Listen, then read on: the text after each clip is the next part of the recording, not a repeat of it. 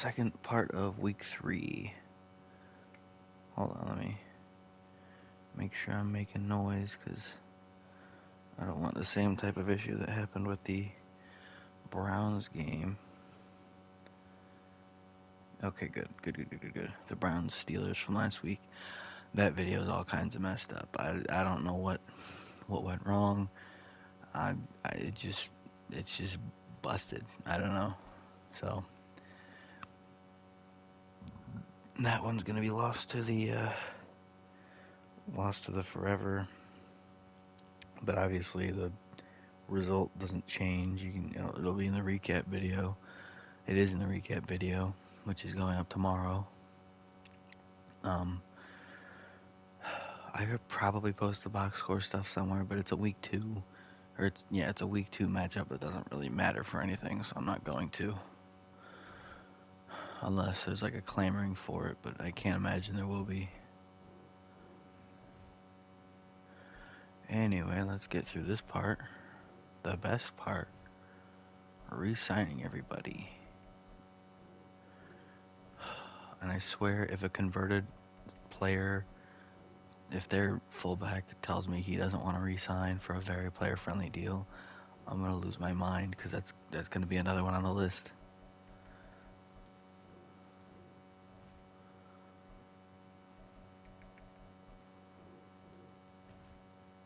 We're definitely getting through 2 games today.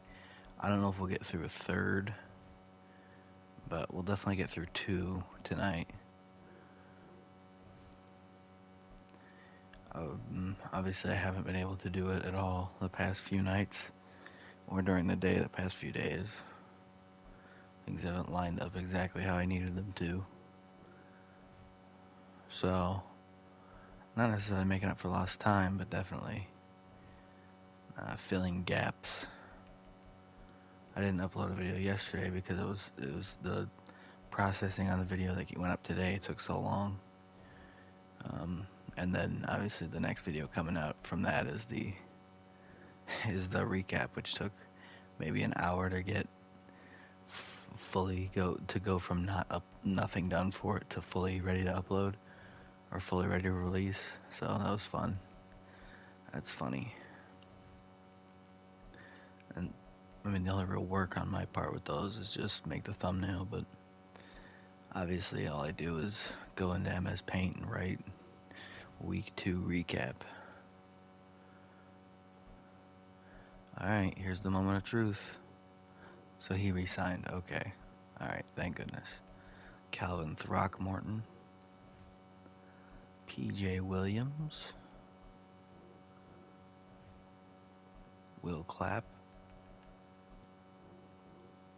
What a funny name. Like his dad had to know what he was doing. It was named when his last name was Clapp and he named his kid Will. Like, that's just a funny name. Eric Harris, old man. Oh my gosh, there's so many. This takes so long. Blake Groupie, and then Thomas Morstead. Alright, good. We're done. We did it. We did the re-signing players for one of the teams. Obviously, it's Saints-Packers first. Heavy rain. Do we want to throw? No. Well, I want to run the ball regardless because of Hayner, but we have such good weapons that I want to throw it. Like, I don't... Hey Siri, flip a coin. Heads is pass, tails is run. It gave me tails. Alright, we're running the ball. Whether or not they actually do run the ball, I have no idea, but we're clicking run the ball. Is there really no one better for me to do than Kendre Miller? It's probably fine. I don't care.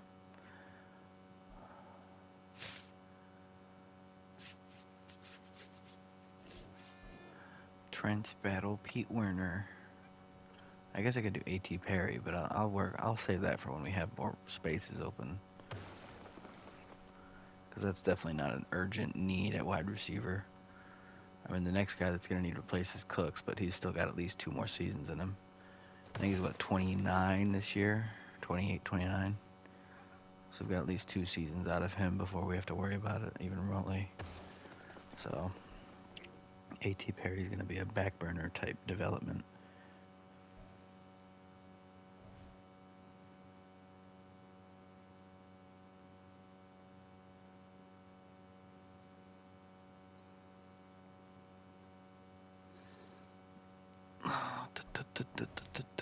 Why is the bitrate crashing?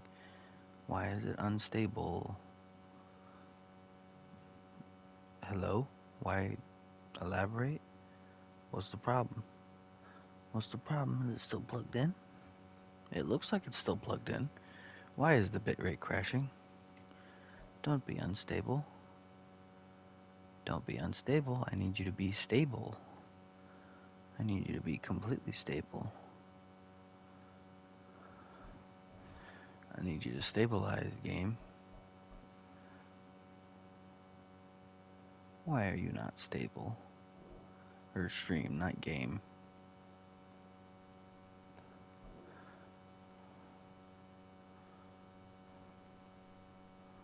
It still says I'm going, so I'm probably fine. As long as it says I'm going, then I don't have to worry about anything. But as soon as it says I'm not, then we got a problem. Oh, as long as the video turns out good enough, it really doesn't matter. And by good enough, I just mean, like, somewhat watchable. Like, not high quality. This is not a high quality production. If it was, I'd have a microphone that I could actually, like, use properly. And not a headset. Because I don't need to be able to hear the game. Come on, Jawan. Come on, Jawan. That's not gonna get it. Oh, it is gonna get it. Alright, good. I didn't think he was gonna get all the way to the hotspot before it stopped the thing. Oh, perfect. Right over the middle. Jake Hayner, the GOAT.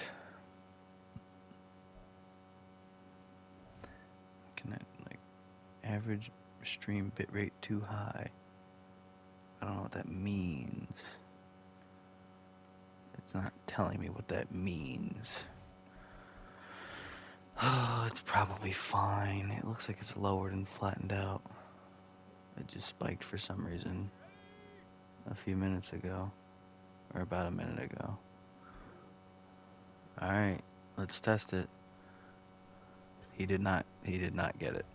He didn't catch it. Alright, so that's not going to work for Hayner. Hayner's not... Also, I don't think Hayner's nearly the athlete Lamar is, so... Shocker.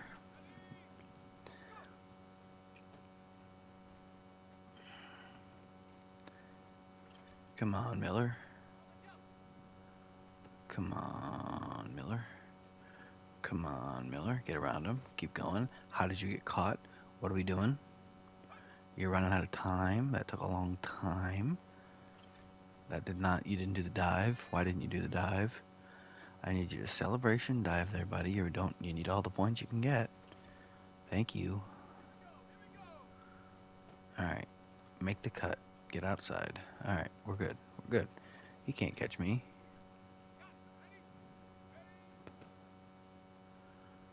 Alright, this is gonna be rough. I don't know if I'm gonna make it. Alright, we made it. Pretty close, but we made it. And make the cut.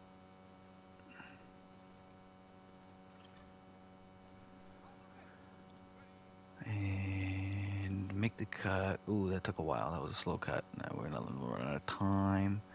We gotta score within 8 seconds to have another chance to score. 4. So it's just over 3 seconds. Alright, I think we should be fine as long as we celebration dive. Yep, we're good. Okay. Got it. Alright, we're good. Oh,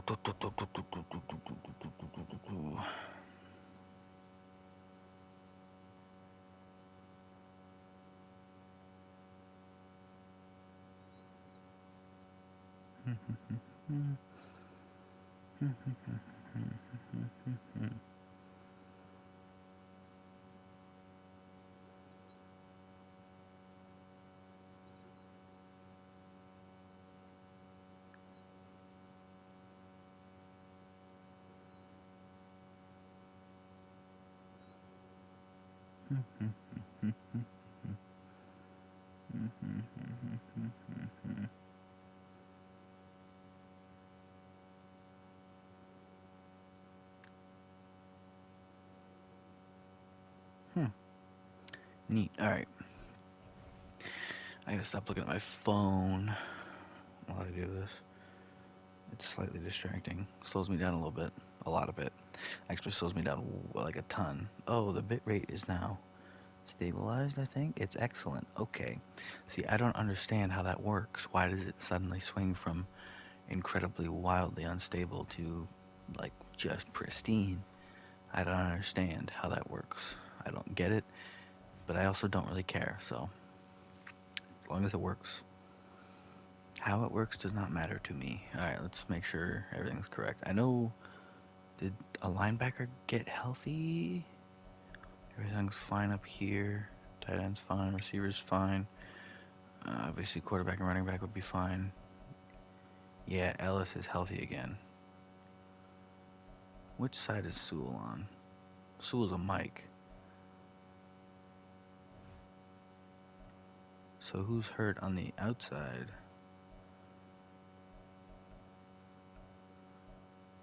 Unless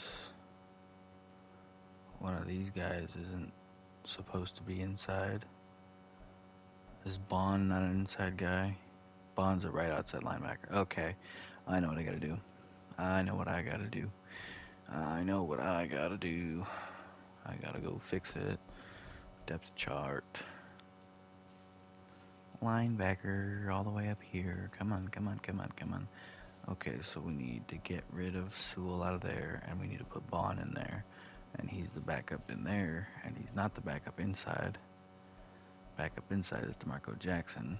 It could be Sewell, but I don't care. And then Bocce, who's, well, yeah. Yeah, Bocce should be the lowest because he's the oldest. And then get Sewell out of there. Put Bond right there. And there we go. That's fixed. Now let's make sure everything else is good. I don't know why I stopped on punter and didn't just leave. Let's double check. Make sure it's good.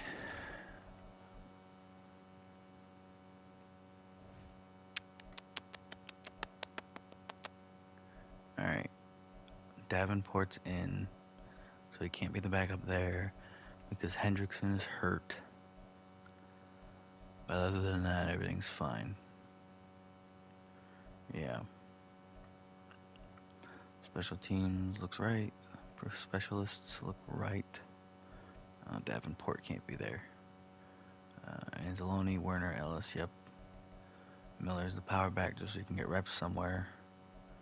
Plus, I believe he's not a power back. But he's got 83 trucking compared to 83 juke and so he's got his highest thing is tied with trucking. So I might make him a power back. But maybe not. I don't know, we'll see. Just depends. Yeah, we're good. Let's get into the game. No, wait, we gotta do the Packers first. My bad. I almost just completely forgot that they existed. P comes before S. Shocker. But that is how the alphabet works. 22 players to negotiate with. Alright, let's get it done. Jair Alexander. Excited to sign. I bet you are, buddy. Devontae Adams. Also excited to sign. Kenny Clark. Good offer. Christian Watson. Happy to sign. Eric Stokes. Excited to sign. Darnell Savage. Exactly the offer he wanted. Micah Hyde, who may retire after 1 year. Offers perfect. Chris Barnes. Good offer. Glad we got the deal done. Carrington Valentine. I hope he can become something, but right now he's not. But he signs. No problem. Enigbari, the backup outside guy. Exactly what he wanted. Casey Hayward. Old man. Needs to retire. Royce Newman. Backup. Offers perfect. Kingsley Kiki. Underwhelming guy. Good offer. Josh Jackson. Excited to sign. Kadar Holman. Excited to sign. Henry Black. Tyler Lancaster. Blake Martinez. I'm going to be honest, I'm kind of shocked he came out of retirement. I don't know why he did. Like, I don't know what the Steelers paid him to be on their practice squad just in case, but, like, it couldn't have been that much.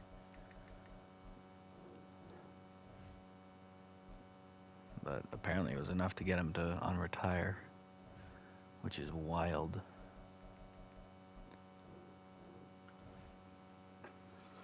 Alright, that's done. Oh, both teams got the heavy rain forecast thing, so that means there might actually be a chance that there is heavy rain. Tandem breakout offense. Who had a good game? Devontae had a good game. Praise Dobbs. Praise be to Dobbs. You are good at football. You're not the best route runner, but you can sure as heck catch everything.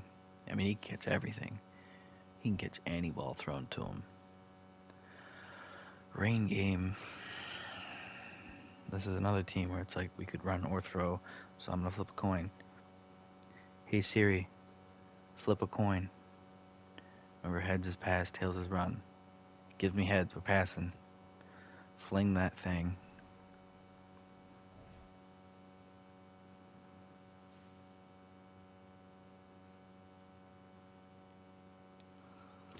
Alright, regional, delegate decisions to staff.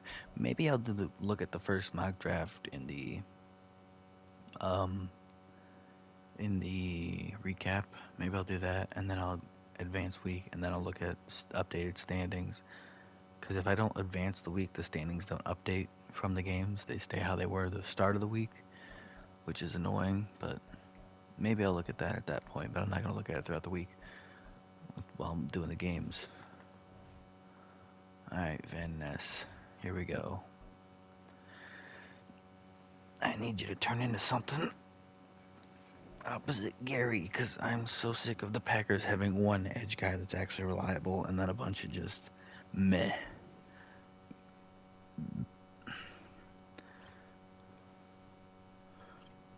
Can't bull rush. Why could he bull rush? That would make it too easy. I do wonder what Rodgers' morale is, because he might be, if he's got a lowered overall for morale, it's Jordan Love's time. And maybe that makes a difference in how they play the game. I don't know, but they're 0-2 right now, so they could use a little bit of a shot in the arm, because they should be winning this division, no problem, but they are 0-2, which is insane, because the Packers are never that bad in real life. Except for when everyone gets hurt.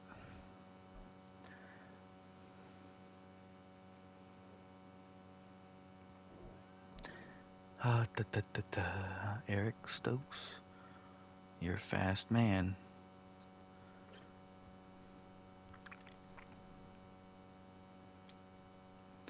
Gosh, Stokes is way faster than most DBs. Most DBs can't take that long to get underneath the drag. But he can, I guess. He's super athletic. He's just not refined in coverage. Oh boy. Oh boy. We got it. Alright, no problem. I think that's guaranteed gold. That's definitely guaranteed gold now. Can't make me lose. What would it be? 9,000 points in 3 reps? A lot more than 9,000 points in 3 reps. Ooh, nice swat.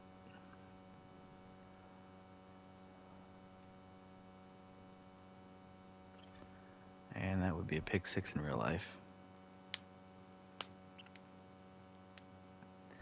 So that's two done. Who's the third guy? It's the tight end, isn't it? Musgrave. Yeah, it's Musgrave. Gotta get him to take the job from Taysom Hill. Do I give Taysom Hill a second glove? I feel like I should. I despise seeing him out there with no second glove. One glove like a weirdo at tight end. I'm gonna do it. I'm gonna give Taysom Hill a second glove. Because he's not a quarterback, he's a tight end now. And the Packers playbook doesn't have trick plays where the tight end goes to quarterback. I don't even think they have Wildcat in their playbook.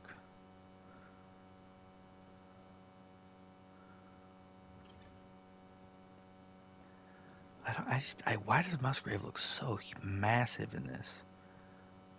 Like, I've done tight ends in this before. I just did one with Juwan Johnson. He didn't look this massive. Musgrave just looks huge. Like, why? How? Is he that big in real life? I have no idea. I mean, like, he's obviously a huge human being. He's a tight end in the NFL. But I mean, like, is he, like, that, like, big compared to other NFL guys in real life? Because, like, he looks humongous in that.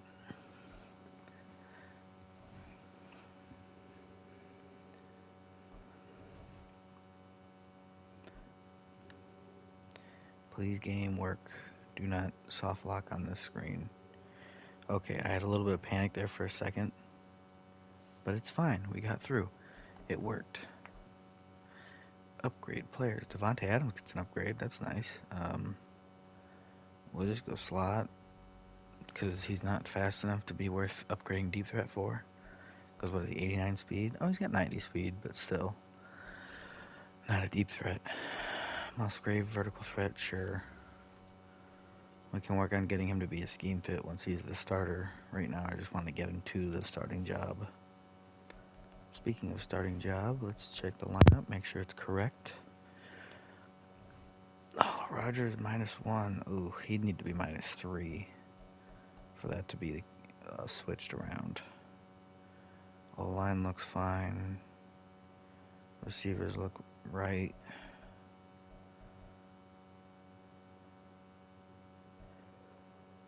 Oh yeah, Taysom Hill. Gonna give him a second glove. And I'm gonna make his other hand a wristband. Edit appearance. Edit gear. Arms.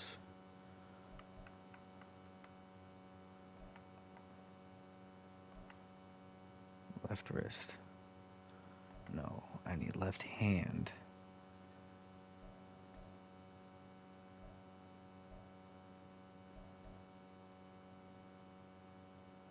What does he have equipped? He has something equipped. He's got a glove equipped. What kind of glove is it?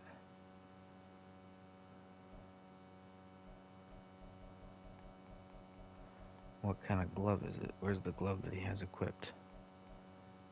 Which kind of glove does he have equipped? Why does it not... Come on, game. What are we doing?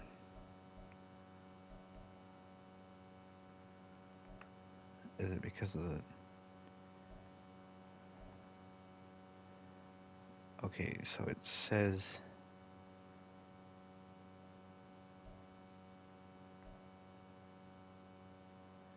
Let's go to the right wrist.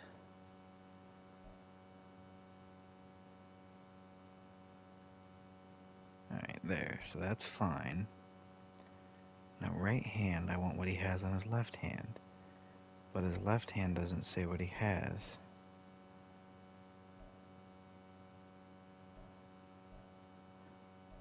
What does the glove look like? Green on the... No, stay in. It's Adidas. It's green on the outside with some spots. Yellow on the inside with nothing.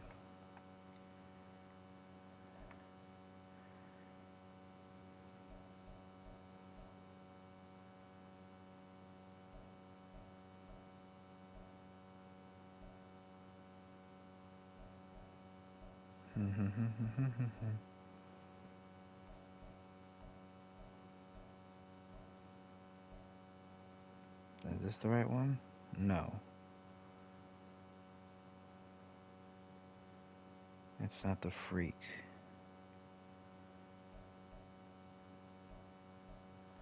I'm so confused. What glove is it? Where? Is it this? No, it's not the freak. I already looked at the freak. Where are the other Adidas ones? It's not this one.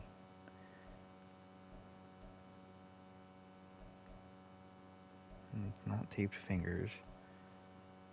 It's not the Adidas mismatch glove.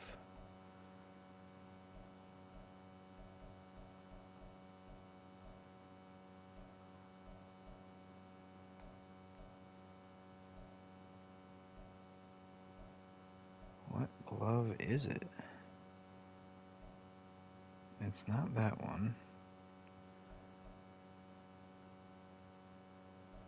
I am so confused. What glove is it?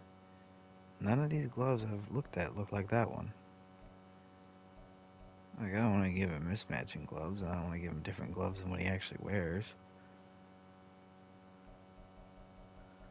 Oh, this menu is all kinds of messed up.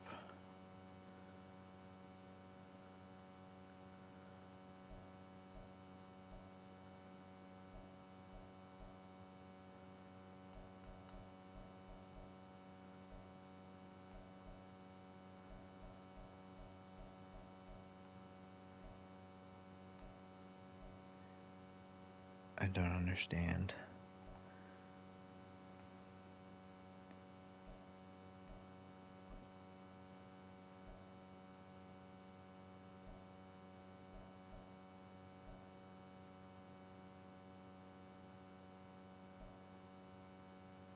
Well, I guess that glove's just gone forever now.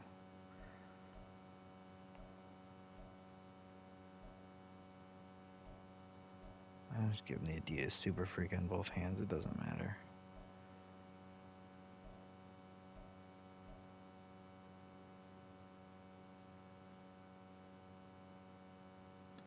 I just wish it made sense. This menu doesn't make any sense right now. Like, where's the next? Like, why is the Adidas Freak up here and then down here? I don't know. But we'll just equip that for both. Because he's a tight end, so we may as well have gloves that actually work for tight ends. It's fine. But he's got 2 gloves now. No more 1 glove in it. Save changes. Alright. No more 1 glove in it, no more play call sheet on the rest of the tight end. Defensively, it looks correct. Nothing looks like it needs changed. So we move on. Special teams, it's fine.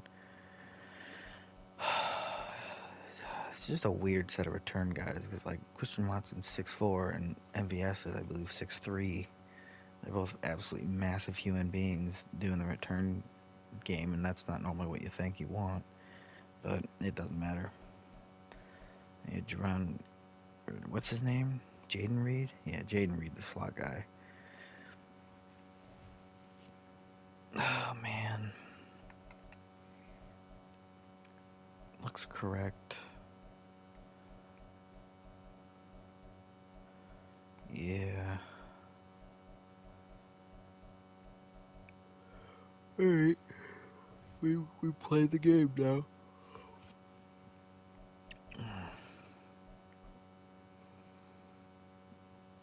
Let's check the playbook, make sure at least ours is right. Oh, wait, that's the wrong button. Ready to play.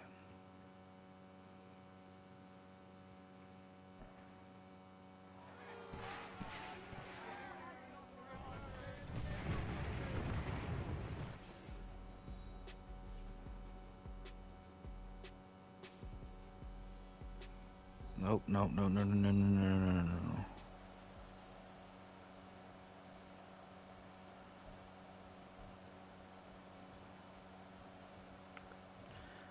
Let's get this moving, go slow. End of game. And we kick off.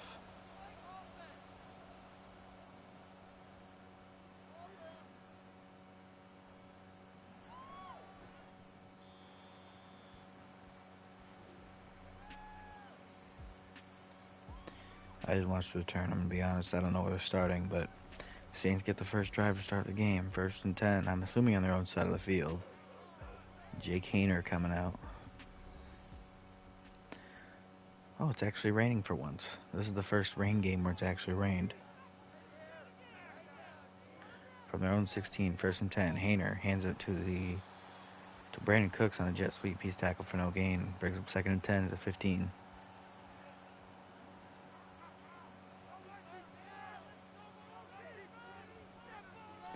Hayner to throw on 2nd down under pressure. Swings it out to... Who's that? The fullback, Thompson, in the flat. He's tackled for a loss of 1. Brings up 3rd and 11 at the 15. Hayner to throw on 3rd down. Goes out to his left under pressure. Gets it away as he's hit. 4th down. The DB blitz gets home. Forced to throw it away. Brings up 4th and 11. Punting it away from their own 15-yard line. Kick is up. Fielded at about the 40 by the Packers, and that's where they're going to have it 1st and 10 after the fair catch. So here they come, trying to get their first win of the season. Saints trying to get above 500. Trying to break away from 500.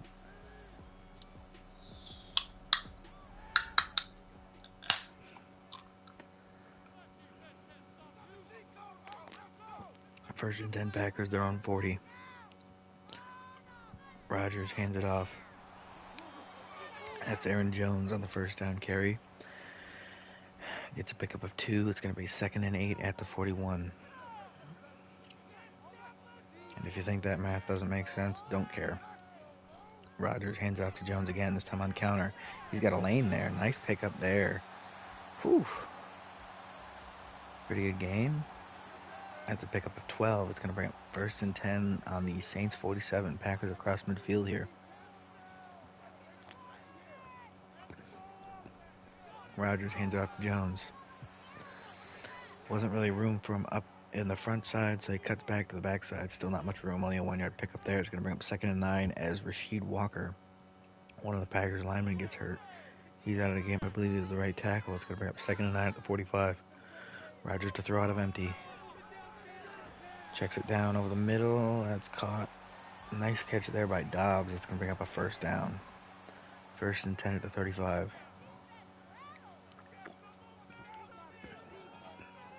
Rodgers, quick throw over the middle to Dobbs. That's a 7-yard pickup there. It's going to bring up 2nd and 3 at the 27.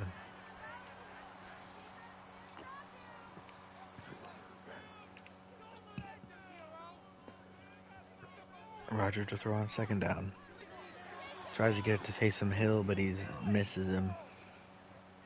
Just a little too far outside for him. It's going to bring up 3rd and 3 at the 27. Onyemata, the defensive tackle for the Saints, got hurt on that play. Rodgers to throw on 3rd down. Gets it out to the corner. It's caught. So Hill makes up for that. Hill and Rodgers make up for that pass, that previous play by getting it down to the 8-yard line on that corner route. That's going to be 1st and goal at the 8 for the Packers. Nice play there. I cannot get loud and excited and yell because there's people sleeping. Rodgers fakes the handoff up the middle to Dillon. He's sacked in the backfield. What is that, a 7-yard loss there? Push from the 8 to the 15. It's going to bring up 2nd and goal.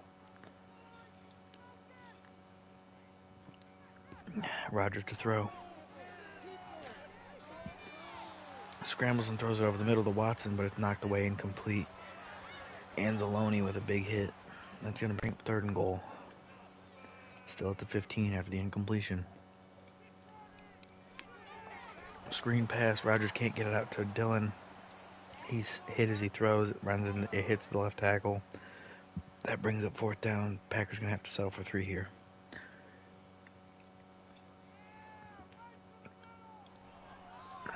Field goes up, and it's good. So Packers score the first points. They're now up 3-0 against the Saints.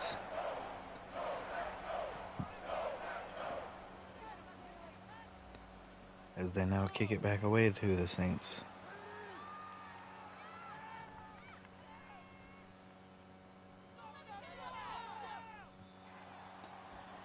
A decent return there, enough.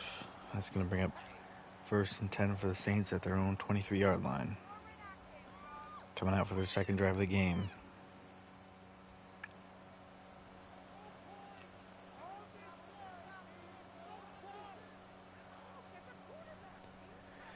Kamara on the first down carry. Gets a 5-yard pickup. Juwan Johnson gets hurt. That's not good.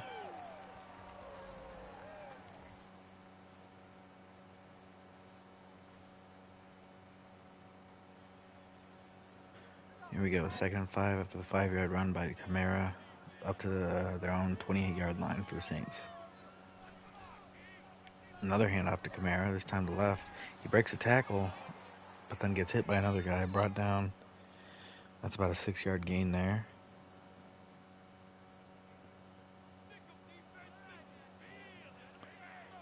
That's going to bring up 1st and 10 for the Saints at their own 34. Hayner to throw. Tries to swing it out to Olave, but it's knocked away and incomplete. It's going to bring up 2nd and 10 at the 34 after the incompletion.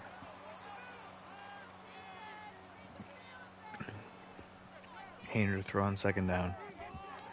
Swings it out to Kamara in the flat. I believe he caught it, but it's no gain as he goes out of bounds. So it's going to be 3rd and 10 at the 34-yard line. Hayner to throw. Needs 10.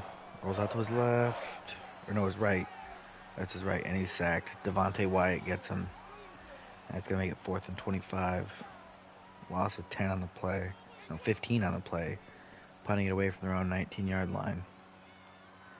Kick is fielded at about the 39. And returned to the 46. And that's where the Packers are going to have it, 1st and 10.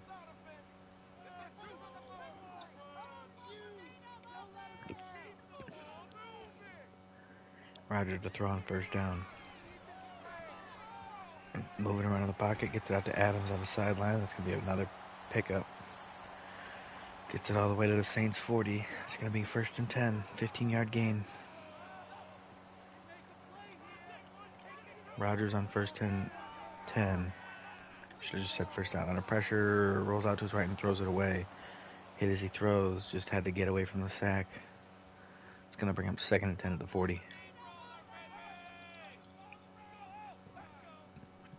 Rodgers to throw on 2nd down. Downfield over the middle, incomplete, almost picked off. Marshawn Lattimore almost picked that off. Instead, he just knocks it away.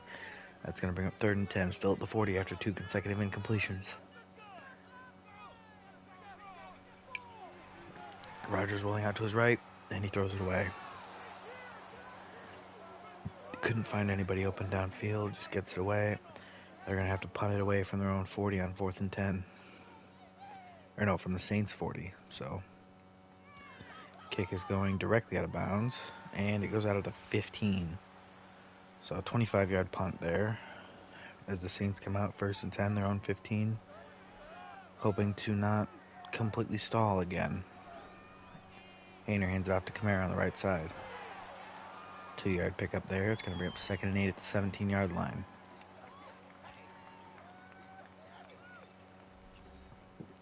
Good set of tackles and good safety on this team. With average guards, you'd think they'd be able to run the ball pretty well. 2nd and 8 from their own 17. Hayner to throw. Hayner starts to scramble. He takes off up the middle. Big hole. Slides down at the 17 after picking up 10 yards.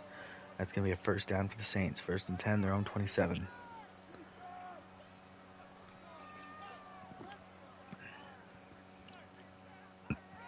Here comes Wham up the middle. Kamara breaks it all the way to the outside. He gets an angle, gets to the sideline, breaks a tackle. Ooh, nice gain there. Hard hit at the end, but still he picks up a monster gain. Gets it all the way to the 43-yard line. It's going to be 1st and 10 Saints. Hayner to throw on 1st down. Quick slant, incomplete. Olave can't hang on. Was that Darnell Savage that makes the hit? Or is that Stokes? That's Stokes. Stokes breaking up the pass. 2nd and 10. Hayner hands it off to Kamara up the middle. Kamara plows his way for a 5-yard pickup. It's going to bring up 3rd and 5 at the 49-yard line. Saints just shy of midfield here.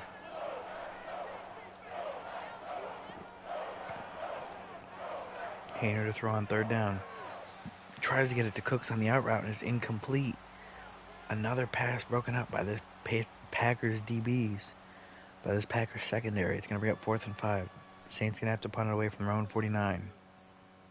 Kick is going out of bounds, and it hits at the 14. So that's what the Packers are going to have at 1st and 10 as they come out. Can they build on this lead, or are they going to stall out again? Let's find out. Rodgers hands it off to Jones on the left side. Jones cuts it back inside, and he gets about 5 yards. It's going to bring up 2nd and 5 for the 20.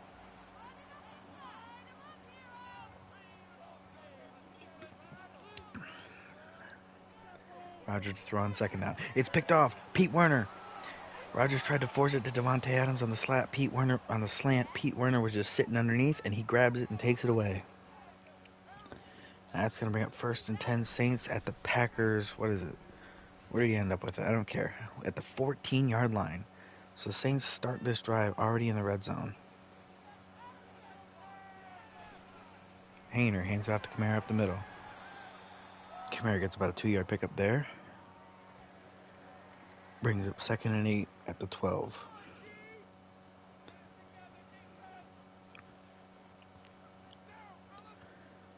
Hayner hands off to Kamara again.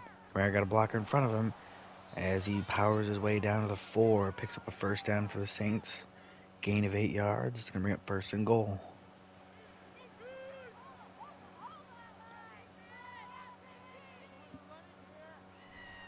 Hayner hands it off. The fullback, Thompson, up the middle, touchdown. So Roderick Thompson Jr., the fullback, on the dive. Nice gain there for a touchdown. What was that, 4 yards? PAT is up and good. So the Saints up now 7-3. Flipping the lead here as they kick it back off to the Packers. Kickoff is fielded just inside the end zone. Watson decides to bring it out, and he's tackled at the 18-yard line. So that's where the Packers are going to start this drive. 1st and 10.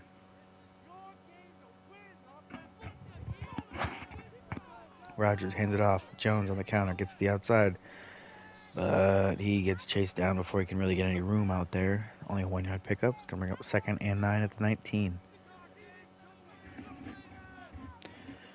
New Orleans in the lead despite having negative passing yards. Rodgers to throw. Incomplete.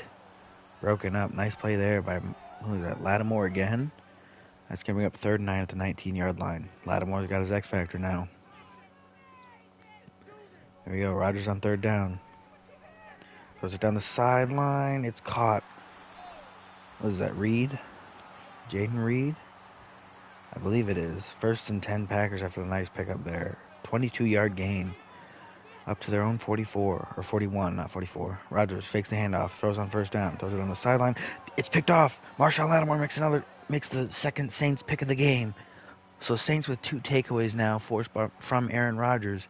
He tried to get it over to that corner route, but it was snagged. Trying to get it to Dobbs on the corner, but he underthrows it. And Lattimore just goes up and takes it. So now the Saints are going to have the ball 1st and 10, their own 40, after the 2nd turnover by Rodgers. Hayner to throw. Gets it out. He gets it to Cooks. That's his 2nd completion, his 1st completion that actually gained yards in the game. 8-yard pickup there. It's going to bring up 2nd and 2 at the 48-yard line. Hayner hands it off. That's Kamara up the middle. Kamara slipping through tacklers there, getting all the way to the Packers 47-yard line. 1st down, Saints.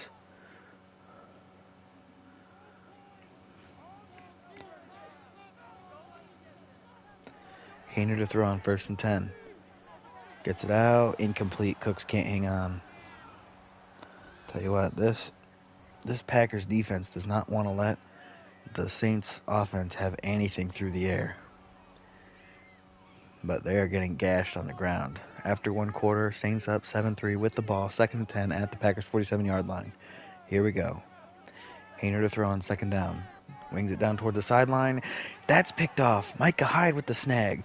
He's got blockers in front of him. Can he get this all the way? No, he cannot. No, he cannot. He gets tackled by Eric McCoy, but as it stands, it's a great return. Packers are going to have it 1st and 10 at the Saints 47-yard line as they come back out. So the Packers defense bails out. Rodgers this time. Rodgers hands it off on the counter to Aaron Jones. He gets an 8-yard gain there. It's going to bring up 2nd and 2 at the 39.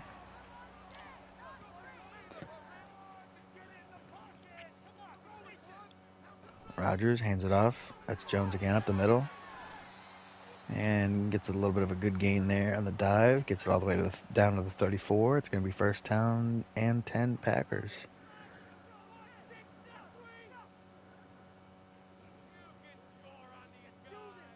Rodgers on 1st down. Rodgers rolls out to his right. Throws downfield.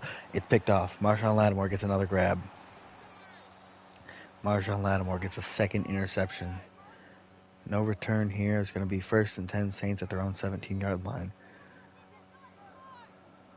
3 interceptions for Rodgers here in the first half. Nice carry there by, oh my gosh, what a big play there by Kamara. Gets it all the way down to the 37-yard line. What a huge run. 1st down after 1st down by Kamara. 1st and 10 Saints at their own 37 after a huge run. Kamara on another carry. This time he's stopped after only a small gain. It's going to bring up 2nd and 7 after a pickup of 3 up to the 41-yard line.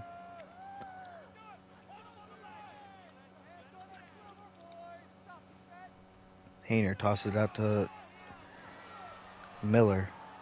Miller breaking a bunch of tackles as he fights just to get back to the 36-yard line. Loss of 4 on the play, but it should have been way more as Chris Olave goes down, which is really bad for the Saints. So Michael Thomas is in to replace him. It's going to be 3rd and 11 at the 36-yard line. Hayner to throw. Hayner rolls out to his left. Hayner just throws it away. Under pressure from Van Ness, he just has to get it away. It's going to bring up 4th and 11. Saints going to punt it away from their own 36-yard line.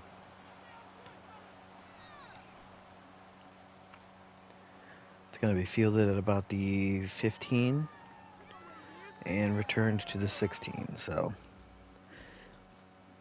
Packers are going to come out. Their offense, 1st and 10 at their own 16-yard line. Rodgers fakes the handoff, throws it over the middle, caught by Adams, and he's tackled immediately. 8-yard gain there. It's going to bring up 2nd and 2 at the 25.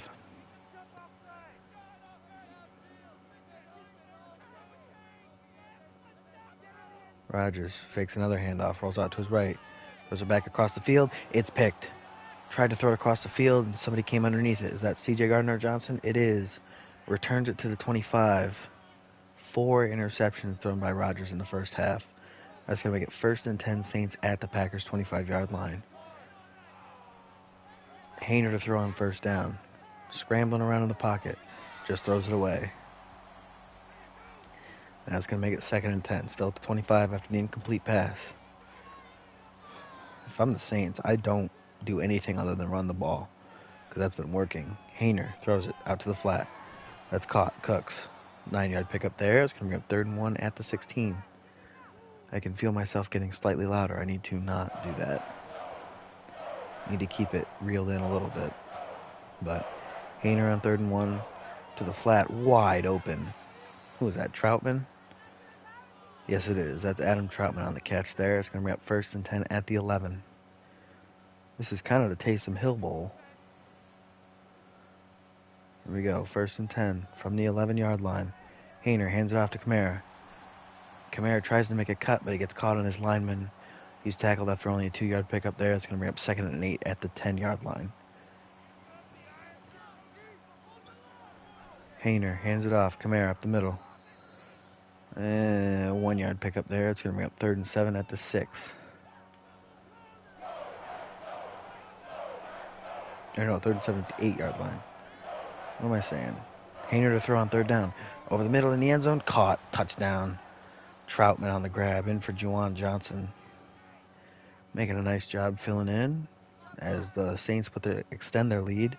Make it a 2-score game. PAT is up and good. So they're up 11, 14-3 as they go to kick it back off to the Packers here.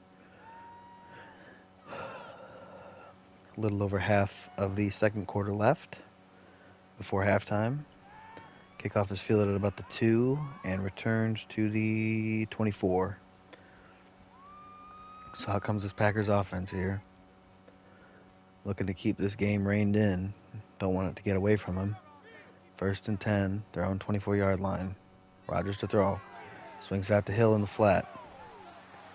Hill gets an 8-yard pickup there. It's going to bring up 2nd and 2 at the 32. Look at him with his 2 gloves. He looks way better. So 2nd down and 2 for the Packers here.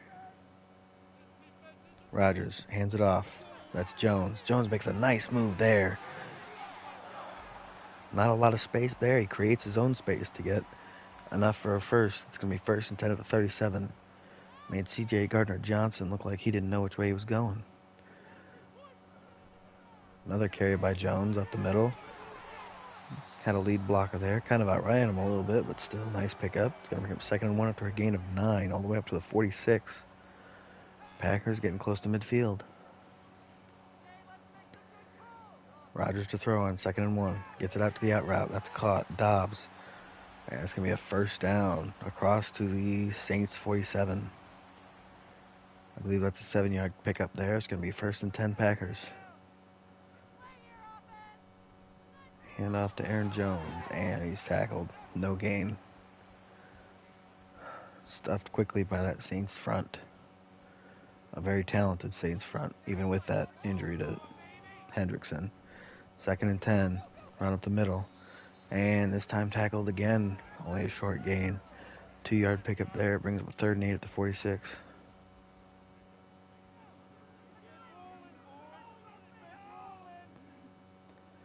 Here we go. Rodgers to throw.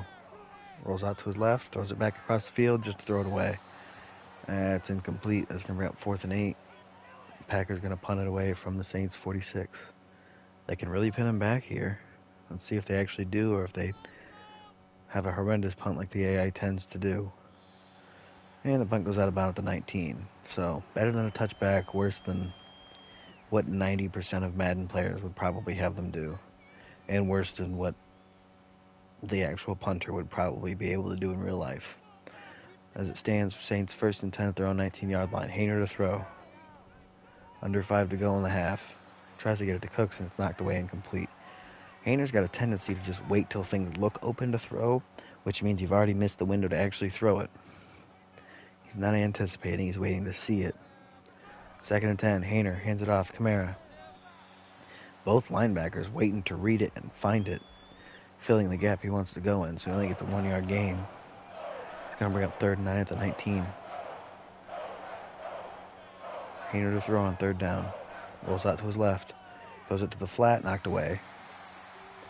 Knocked away and incomplete.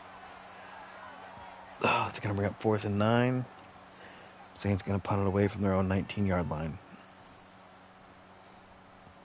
Ooh, almost blocked.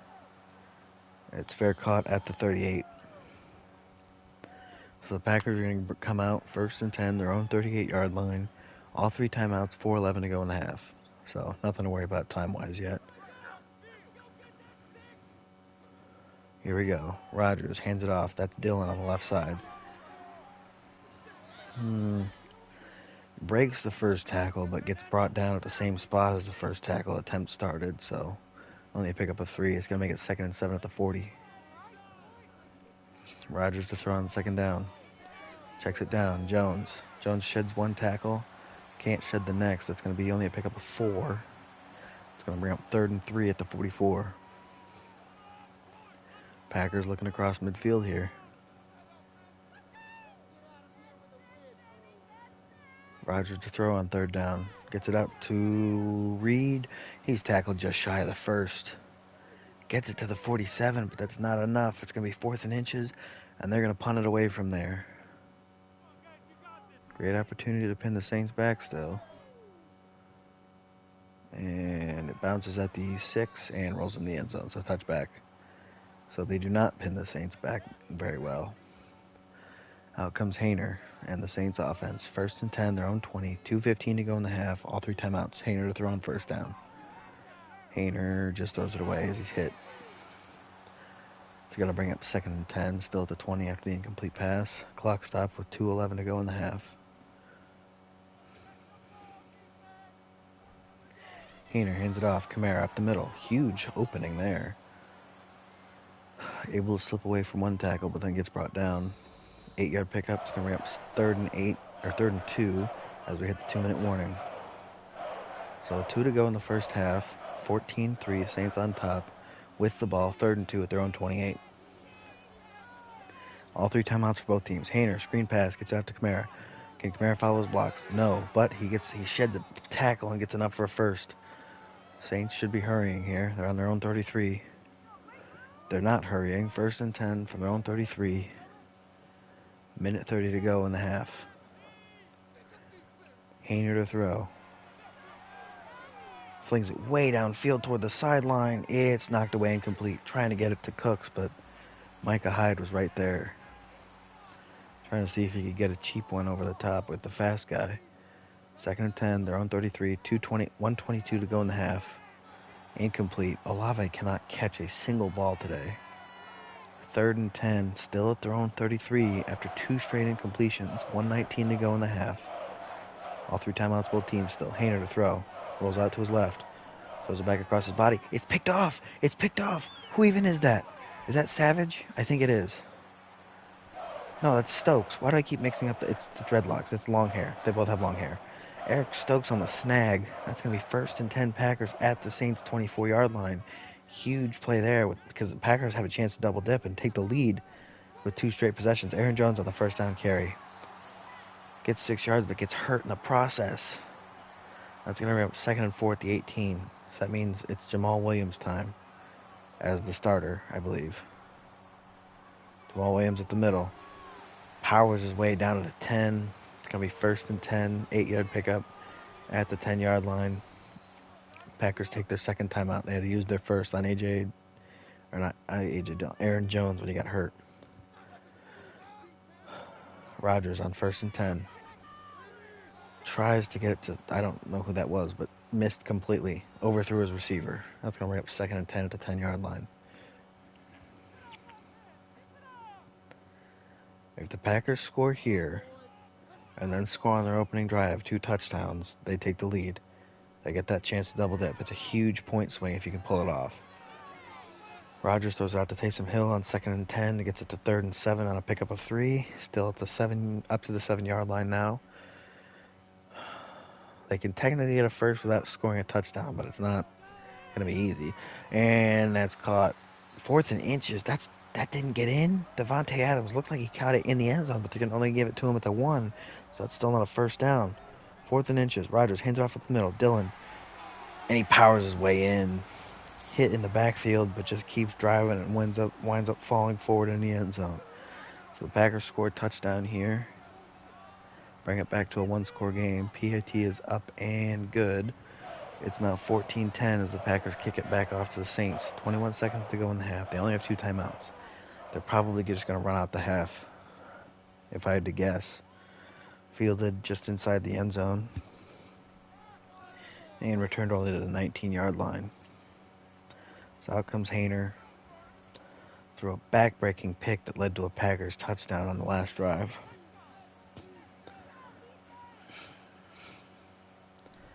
Hayner just hands it off up the middle.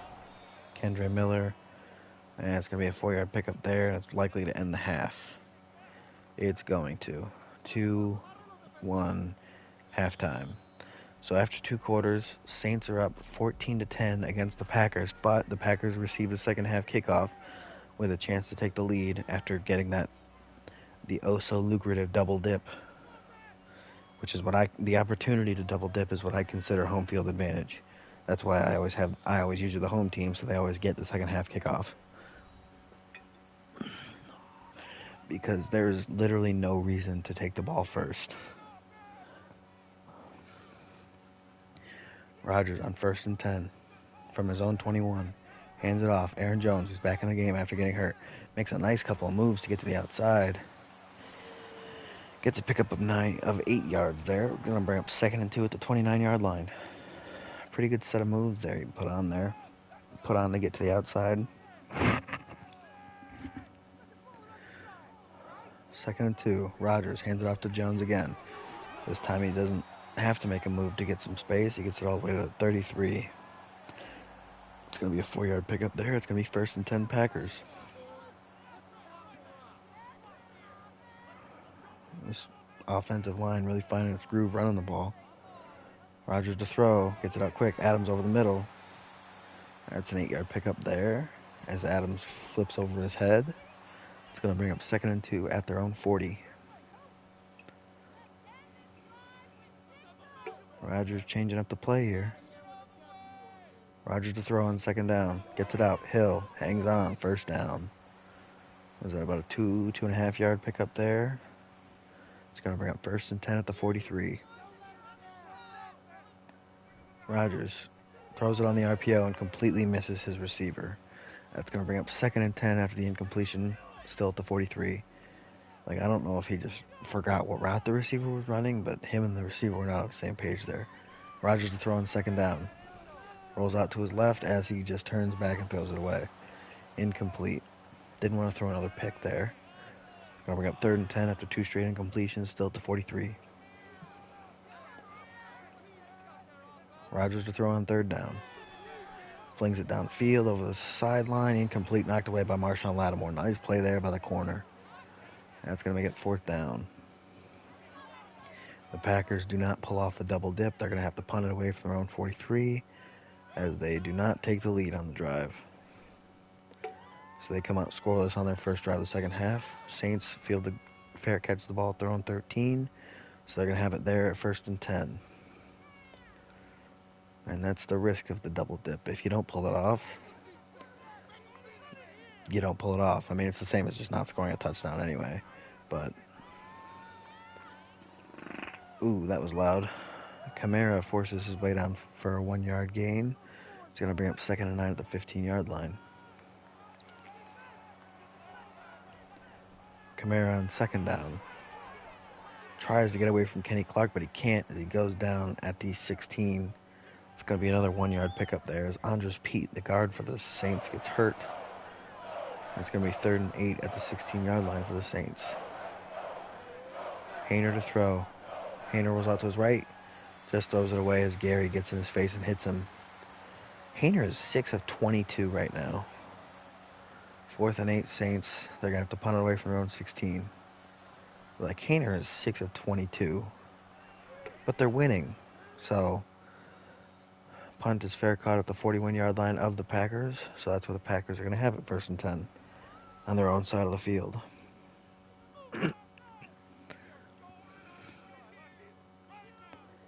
Here we go. Rodgers to throw on 1st down. Swings it out to Aaron Jones on the swing pass. Weaves his way through for only a 1-yard pickup there. It's going to bring up 2nd and 9 at the 41. Can this Saints defense get another stop? Rodgers to throw on 2nd down. Throws it way downfield over the middle. It's caught. Devontae Adams with a nice snag. Gets it all the way to the Saints' 38-yard line. 1st and 10 Packers. I have no idea how long that throw was. I'm too tired to do the math. Rodgers hands it off. Aaron Jones up the middle. He gets his 6-yard pickup there. It's going to bring up 2nd and 4 at the 32.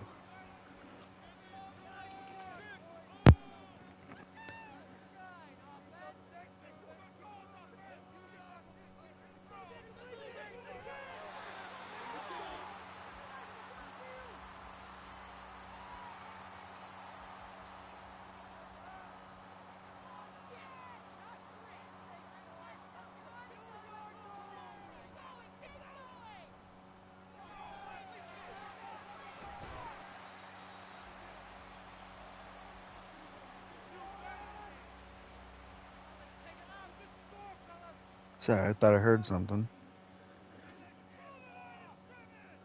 Ooh, they already have it 2nd and 2 at the Saints 18. Adams is going to score. Touchdown. No. Yes. Touchdown. Oh my gosh, I thought he wasn't going to score for a second there. Caught, shed the tackler. Ran right in, no problem.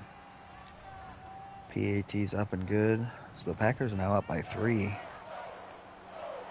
So they don't double dip, but they get a stop, get the ball back, and then score a touchdown. So Packers on top 17-14 at home against the Saints as they kick it away. Field it at about the 3. Nice return there. Gets it all the way to 29. Saints going to start 1st and 10 from their own 29-yard line. Better than average.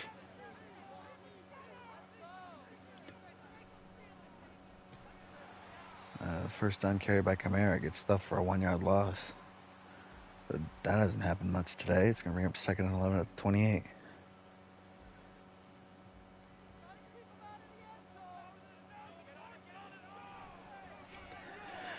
Oh, and again, tackled for a 3-yard loss. So this drive has done nothing but lose yards here for the Saints. As it brings up 3rd and 14 at the 25. Hayner to throw. Hayner under pressure, and he can't get away from Lawrence Guy, the big man, the old man. That's going to be a 10-yard loss on the sack. That's going to bring up 4th and 24. Saints going to punt it away from their own 15. Fielded at, I think, the 41. Yes, fair caught at the 41-yard line. Packers going to have it 1st and 10 from their own side of the field.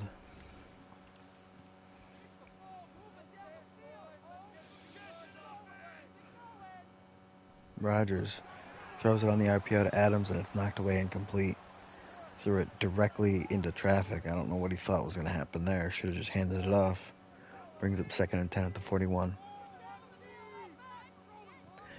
Rodgers hands it off up the middle to Jones.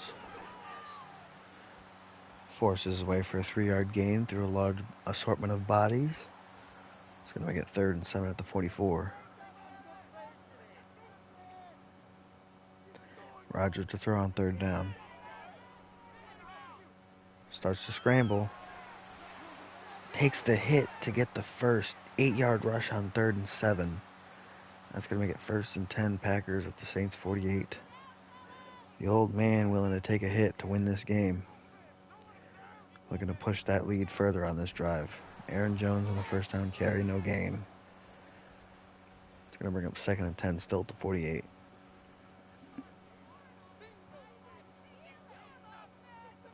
Rodgers to throw on 2nd down. Flings it out. Adams misses the throw. Gosh, he's been missing a lot today. It's going to bring up 3rd and 10 at the 48-yard line. Uncharacteristically inaccurate for him today. Rodgers on 3rd down. Throws it on the wheel route. Taysom Hill. 1st down. 15-yard pickup there. It's going to bring up 1st and 10 at the 33. Rodgers on 1st down. Throws it over the middle. Caught. Dobbs. He gets it down to the 10. Packers in the red zone.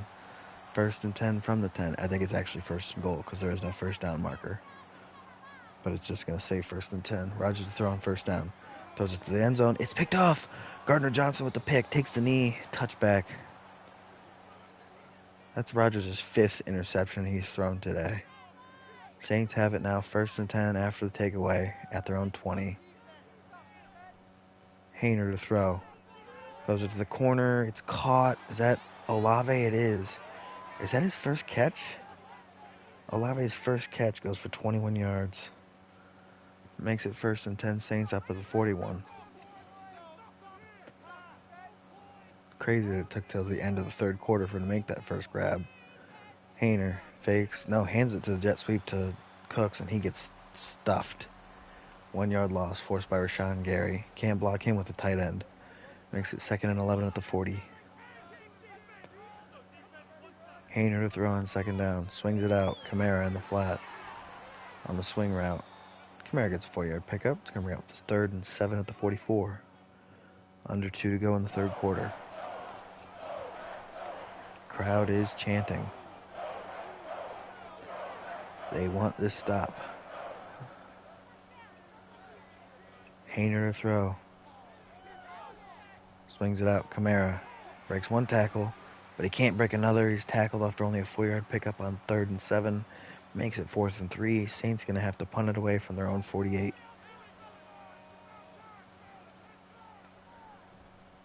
Morstead kicks it away, and it's going to go out of bounds at the 27-yard line. Horrendous punt there.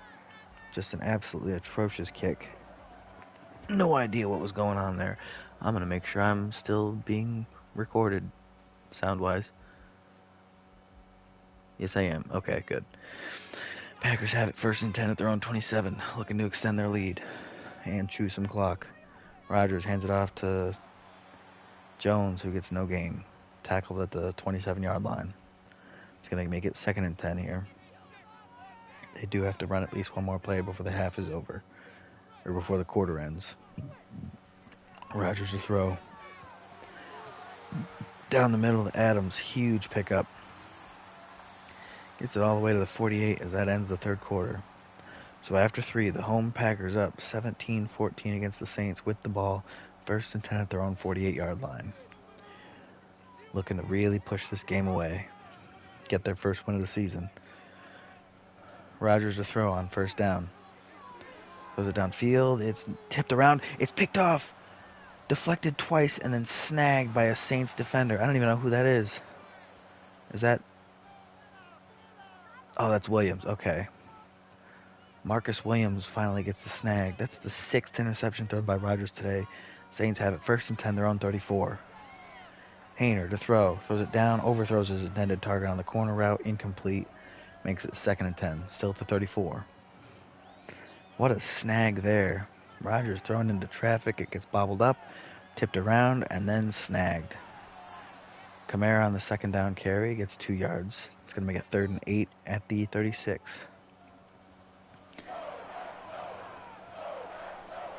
Here we go, 3rd down. Haener to throw. Rolls out to his left. Throws it back across to his right. Incomplete. I don't know if he threw it away or just overthrew Olave bad, but it's going to bring up 4th and 8 either way. Saints going to have to punt it away from their own 36.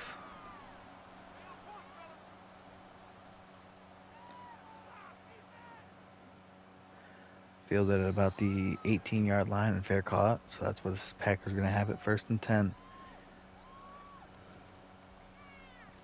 If I'm them, the ball does not hit the air unless it gets to 3rd and long. But I'm not, so I'm just an observer.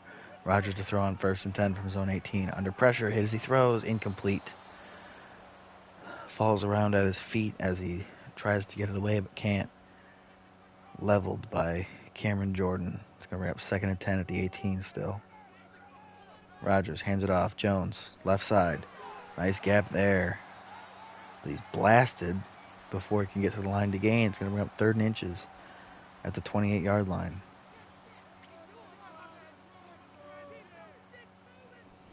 Rodgers hands it off up the middle. Aaron Jones slips his way through. Nice pickup. Gets it all the way from the 28 to the 41. 13-yard carry there. And that's going to bring up a fresh set of downs for the Packers. Just slipped around through all the Saints defenders. Rodgers fakes the handoff, throws out to the flat. Adams. And he picks up 6. It's going to make it 2nd and 4 at the 47.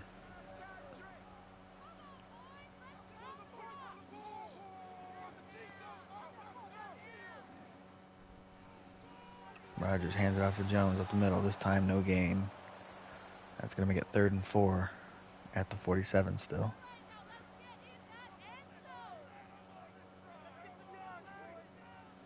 Rodgers to throw on 3rd down. Goes out to the flat, and it's caught but 2 yards shy. They're going to have to punt it away. 4th and 2, kicking it away from their own 49. Punt gets away, going out of bounds. Oh, it hits at the 6 and rolls right out of bounds. Nice punt there. Saints backed up real bad.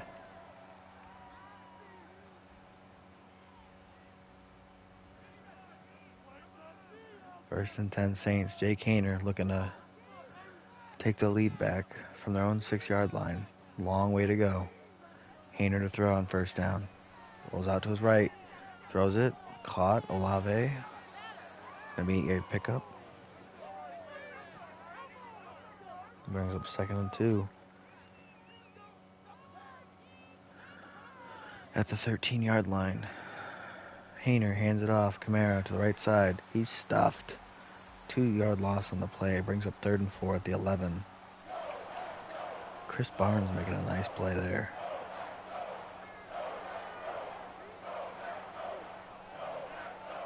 Third and 4. Haener to throw. Throws it over the middle. Angle route. Kamara makes the grab. First down. Gets it to the 19. It's going to be 1st and 10 Saints. Under 10 to go in the game.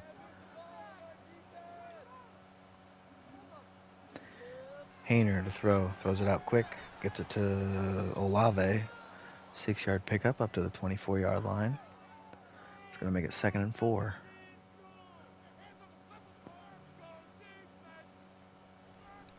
Hayner to throw on 2nd down. Rolls out to his right. Stops. Sets his feet. Throws it to the sideline. Caught. Cooks. First down. Gets it up to the 34-yard line. 1st and 10 Saints.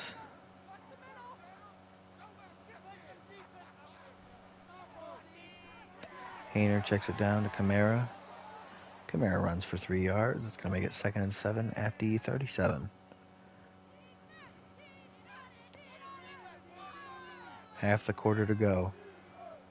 Hayner hands it off. Kamara on 2nd down. Gets it out to the right side. Has a lot of space. And gets all the way to the 49. Huge carry there. Kamara 1 yard shy of a 100-yard game. 1st and 10 on the Packers 49. Hayner to throw. Hayner rolls out and just throws it away as he's hit. Ooh, another lineman hurt for the Saints. Cesar Ruiz goes down. I don't know if Pete's back in the game. I don't think he is. So they're down to 2 backup guards. 2nd and 10. Hayner hands it off. Kamara, left side. 3-yard gain. He's over 100 yards rushing now. It's going to bring up 3rd and 7 at the 46.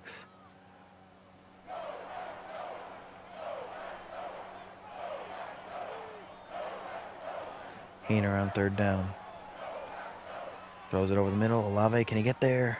He does. First down. Needed 7. He got 7. It's going to make it 1st and 10 at the 38-yard line.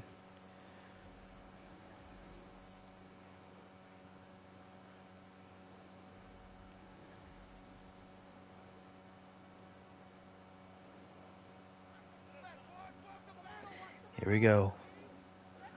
From the Packers 38. 1st and 10. Hayner to throw.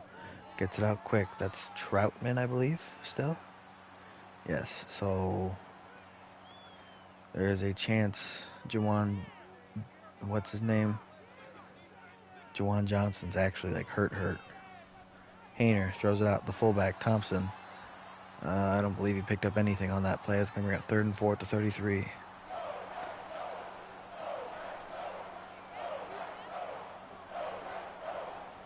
Hayner on 3rd and 4 to throw.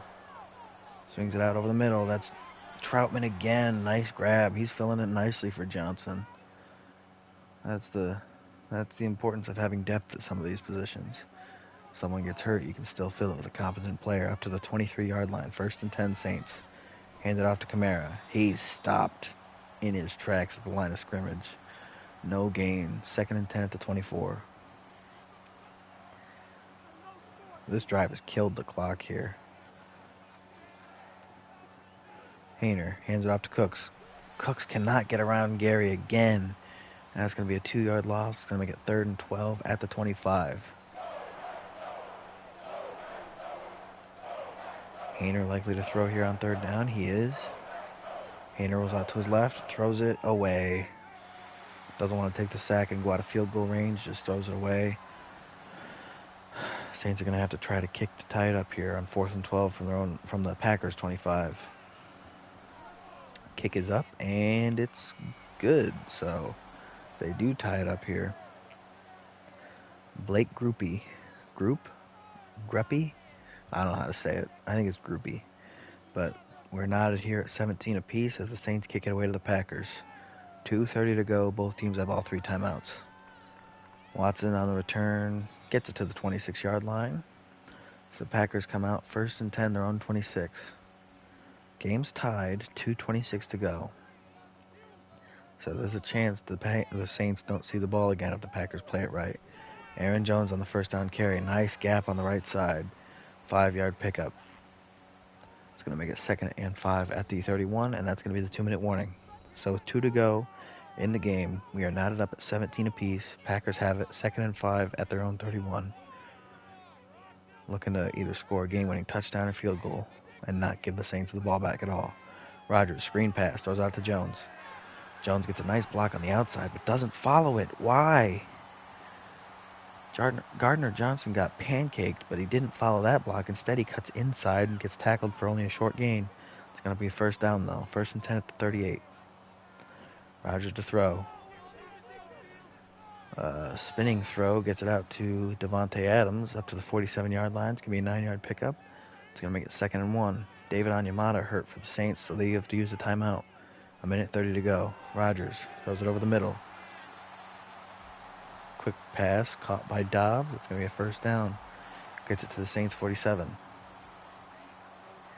Packers moving the ball with relative ease right now. Rodgers to throw. Gets it out to Adams. Adams makes a nice grab, breaks a tackle, gets all the way to the 34. 13-yard pickup. 1st and 10. Saints start using timeouts because they want time to get the ball back because the Packers are now in field goal range. Packers just going to run the ball here. Aaron Jones, 9-yard gain there. Saints use their second timeout. 1 minute to go. Packers 2nd and 1 at the Saints 26. Jones carries it, gets the first 3-yard pickup. It's going to make it 1st and 10 at the 23. Packers content to just let the clock keep running because they're now in field goal range comfortably. They're actually chewing clock here. Rodgers hands it off to Jones up the middle. Jones forces his way for a 3-yard pickup. It's going to make it 2nd and 7. Packers take the timeout with 11 seconds left. Kind of early, but they're on to kick the field goal for the lead late in the game. Kick is up, and it's good. Packers take a 20-17 lead here in the 4th with like 10 seconds to go. Yeah, Packers kicking it away to the Saints. 8 seconds to go in the game. Saints have no timeouts. They need a miracle. Fielded at about the 3-yard line. Returned to the 26. Saints have 4 seconds. They get one play. 1st and 10. Haener. Gonna need a Hail Mary. Haener to throw. Under pressure, hit as he throws, and picked off. That's going to seal it. Picked off. Eric Stokes gets the 2nd pick of the game. That's going to end it. Packers get their first win of the season as the Saints fall to 1 and 2. Oh, get out of this menu. It plays copyrighted music. All right. Pretty good game there. Came down to the last drive. That doesn't happen super often. It's nice when it happens, but obviously, if you look at what happened last week, well, I guess last week's not a good example for this team, but you look at some of these scores, blowouts are not uncommon. 41-13 for the Niners, and then the 39-25 for the Lions. Not uncommon. And the 33-17. I don't want to look at the mock draft. No, back up. Whoa, excuse me. Tandem breakout. Did it work? No, it did not. It did not work. Dobbs did not pull it off. What a disappointment. Rain game. We did win. So it really doesn't matter. That's the funny thing. Nothing matters as long as you win. None of those scenarios matter. Like the team goal ones. If you win, it doesn't matter if you got it or not. The game does not care. Like, as long as you win, no, not that one, this one. We gotta upgrade both sides to get after-school tutoring. We can't just upgrade one. If we could just upgrade one, I would do that. Game, you know what I'm doing. Oh, let's see. Who got hurt for the Packers? Rasheed Walker out for 4 weeks. Yikes. Dislocated elbow. That's usually not that bad, but I guess it is for him. Usually the dislocated stuff, they're back by the next week. Which is funny. So, that's the Packers done. Let's go on to the Saints.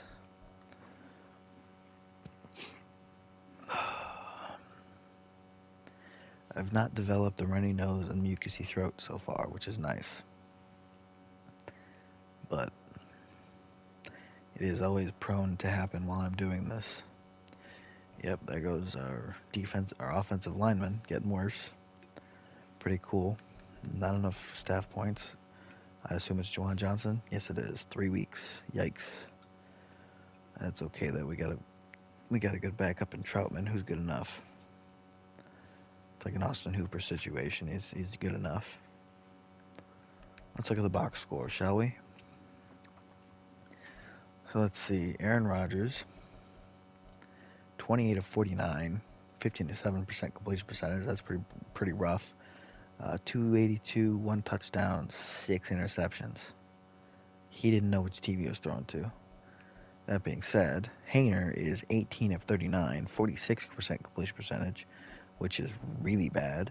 121 yards, one touchdown, 3 picks. So, brutal game for both teams. Can't even blame the rain because Aaron Rodgers was just missing horrendously. And I know the rain doesn't do that in this game, despite what EA might try to say. Aaron Jones, 25 for 120 yards. Pretty good. Alvin Kamara, 23 carries for 102 yards. Jake Hayner, 1 carry for 10. Rodgers, 1 for 8. Williams, 1 for 8. A.J. Dillon, 2 carries for 4 yards and a touchdown. Sir Roderick Thompson, 1 carry for 4 yards and a touchdown on a fullback dive. We love to see it. Let's see. Receiving, Devontae Adams, 11 for 133 and a touchdown. Huge game for him. Taysom Hill, 6 for 57. Romeo Doubs, 5 for 53. Chris Olave, 4 for 43. Didn't get his first catch till late in the third quarter. Adam Troutman, 4 for 28 and a touchdown. Jaden Reed, 3 for 27. Brandon Cooks, 3 for 26. Had about 4 drops. Alvin Kamara, 5 for 25. And Aaron Jones, 3 for 12. Defensively, solo tackle leader, Quay Walker with 7. Assisted tackle leader was a tie between Quay Walker and Marcus Williams, both with 8. Total tackles, Quay Walker led the game with 15. Tackles for loss, Sean Gary had the most at 4. Sacks, Marcus Davenport had 1, Devontae Wyatt had 1, and Lawrence Guy had 1. Not a ton of sacks on the game, only 3. Kind of a low number compared to what we've been seeing. Interceptions, C.J. Gardner-Johnson got 2, Marshawn Lattimore got 2, Eric Stokes got 2, Pete Werner got 1, Marcus Williams got 1, and Micah Hyde got 1. I don't believe anyone returned it for a touchdown. No. And I don't think there were any fumbles. No fumbles. So, pretty good game. Brutal game for the quarterbacks, but we'll just say the defenses were playing really well. No bye weeks so far, which I don't think start till week 5 or 6. So, we don't have to worry about it. As long as that schedule thing is a full slate, zero worry about bye weeks. But now we go on to a battle of winless teams in Texans at Jaguars. So let's head over to the Texans. I would like to stop having one-off episodes or one-off parts, just because it's just bad. It's bad for the pace. It slows it down so much. Here we go. Breakout linebacker Christian Harris. He played pretty good. In real life, he played pretty good when he got to play. So did Blake Cashman, but obviously he's not a Texan by starting team. He's a Jet. Gosh, speaking of Jets that are just confusing, I still don't understand what happened with Ja'Kai Polite. Like, I don't know if he just wasn't good or like what happened. I don't know if the coach didn't want him, but the GM did. Like, it was just a weird situation with that. It was just weird. I don't understand what happened.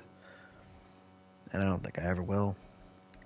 And that's okay with me, because I don't care that much. It's just weird.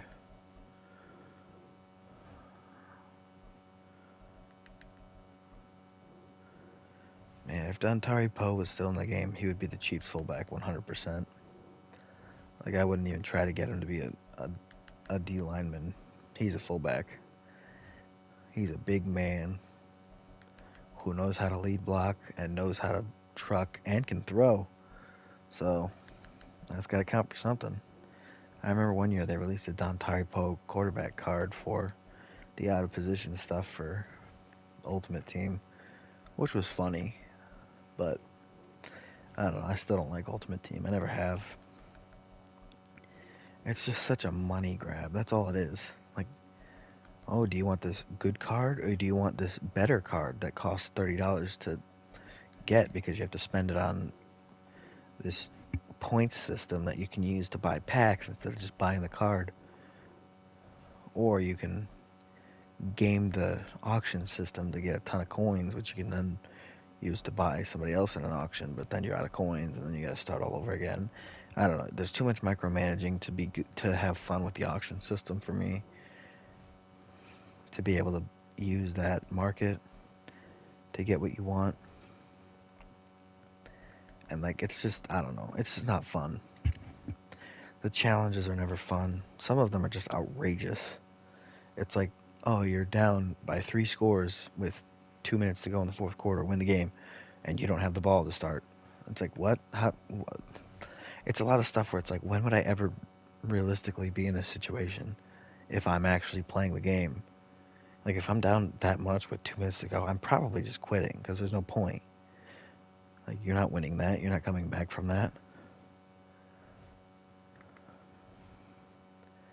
Like, the math isn't on your side, so why even put forth the waste of effort?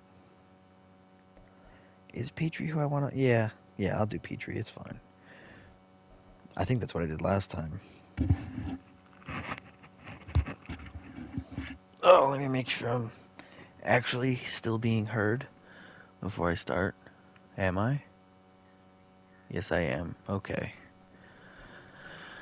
Alright, let me readjust how I'm sitting, because I had to move to see the computer, or to move the mouse on the computer. Back in the chair to play the game. I actually have to play for 5 minutes, which feels weird. Honestly, I've not played this for so long that it feels weird. Doing these training things feels weird, because like I know it's not actually playing the game. But it's the most that I've played for a while. I haven't actually played a game in like several weeks. But I don't really care. I think it's fun. I get my fill throughout the course of the season playing, doing a bunch of different franchises. The goal is to try and get every team at least 1 year of a franchise, which usually I can pull off. Usually I can afford 32 individual seasons throughout the life cycle of the game during the season. I would do this roster to start the year, but like there's so many rookies and there's so many old guys that get worse and rookies that play above or below their overall rating to start and guys that break out and guys that fade away, where it's just like some of the ratings are inaccurate to start the year compared to who actually turns out good by the end of the year. That like I don't like doing that.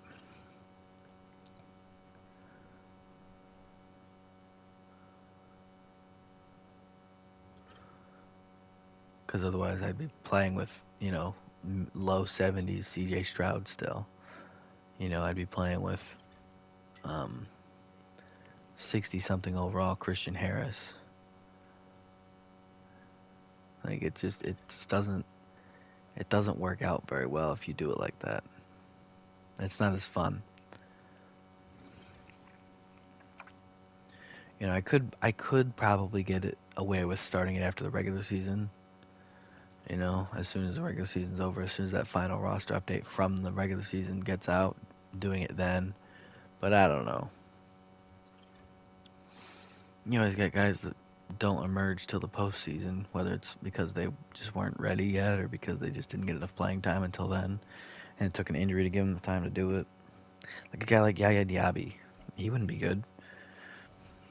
He wouldn't be good at all if it weren't for me waiting till the end of the year. So, although I'm pretty sure Yaya Diaby is not a starter for the Bucks, which is unfortunate because he definitely played way better than Tryon Shoyinka, but Shoyinka's still a higher overall guy, but not by much. So, I don't know. We'll see how that all plays out over time. To O, I need you to keep getting better so I don't have to draft a linebacker to replace, what's his face?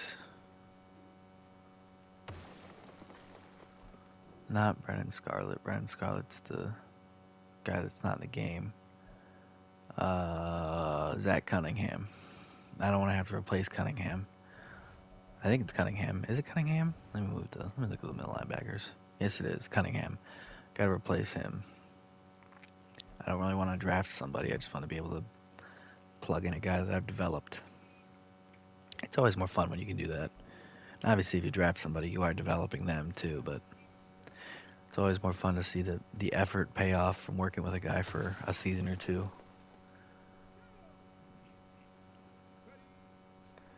You know, and you can draft some. It also frees you up to draft something else of need. Like this team needs linemen.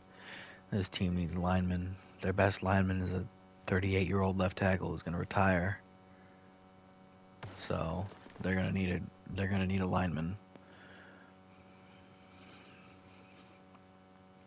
You know, cornerback would be pretty good. They're going to need a new safety. You know, regardless of how Petrie and like even if I move Petrie back to safety, they're going to need a new corner. They're going to need two corners if I do that. So Petrie's probably staying at corner just because he's good. They're going to need a corner and a safety. They need a left tackle. They don't need a receiver. Tight end is probably fine. Obviously, linebacker, we're working on making sure that that's not something that they have to worry about. They might have to worry about replacing what's his face, Clowney, but I believe he'll be fine for next year too, as long as he doesn't retire randomly, which I don't think he will. I think he's one of those guys that's high enough overall to where his odds of retiring are pretty low. Because he's only, what, 31? So.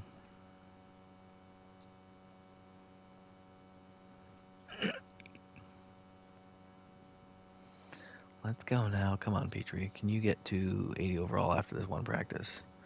I hope you can, but if you cannot, then I'm going to be sad. Although you're not going to get it if you don't get gold.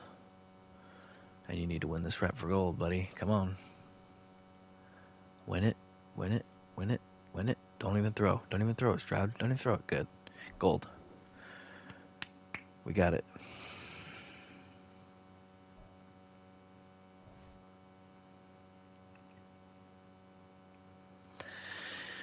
That was the last one, I believe. Yes, it was. Alright. I panic a little bit after like 2 seconds with that screen still up. Like, that's just... The game has made me fear that screen. Grenard with 2 upgrades. Ooh. Yes, please. Speed rusher. Get that fast man moving. He's actually not that fast for a speed rusher. And he's also an interior guy now because I had to move him inside so that way we could actually have a quality team. Man to man, he's an 80 overall now. Petrie is an 80 overall corner. And Christian Harris an upgrade. Upgrade that field general. Why? Oh, I guess they have gone 0-2. That would explain the morale drops. Going 0-2 will do that. Especially after losing by 1 point. That'll definitely do it. But we must press onward. Offense looks correct. Offensive line looks fine. Kenyon Green. I don't think I want replacing Scruggs. I wouldn't mind him replacing Filer, but I don't want him replacing Scruggs. Oh, that's another guy that's probably going to retire. Ben Jones, and I don't think Patterson's going to be good enough. Titus Howard, he'll grow. He'll be fine. Scruggs will grow. He'll be fine. Kenyon Green is going to become the left guard. That'll be fine. But center and left tackle, we're going to need a new one. Most likely. We're going to need... what else we're going to need? We're going to need probably... We're going to definitely need a new safety. We're going to need at least one more corner because I don't like having Lottie Johnson as the third guy. Even if he is just the third guy, like, it's still not good. But nothing I can do about it right now.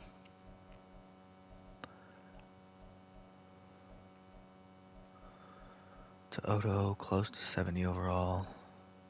Somehow is a 70 overall sub linebacker. So it'd actually probably be pretty good if I moved him to safety. Yeah, I think I remember looking at Dario Gumbawale only has like 85 speed, so he's not worth moving to third down back just to get him reps because he's not dynamic and he's not young. So it's kind of pointless. Looks correct. Yeah. I think Kotchery probably leads the team in picks, which is insane. Because he's the backup safety. Oh, excuse me. Maybe Dylan Horton will turn into something over time. Can replace Clowney after a couple seasons. We'll see. Well, I have my doubts. But, yep, we're ready to go. Let's switch over to the Jaguars and get them through and then get the second game going.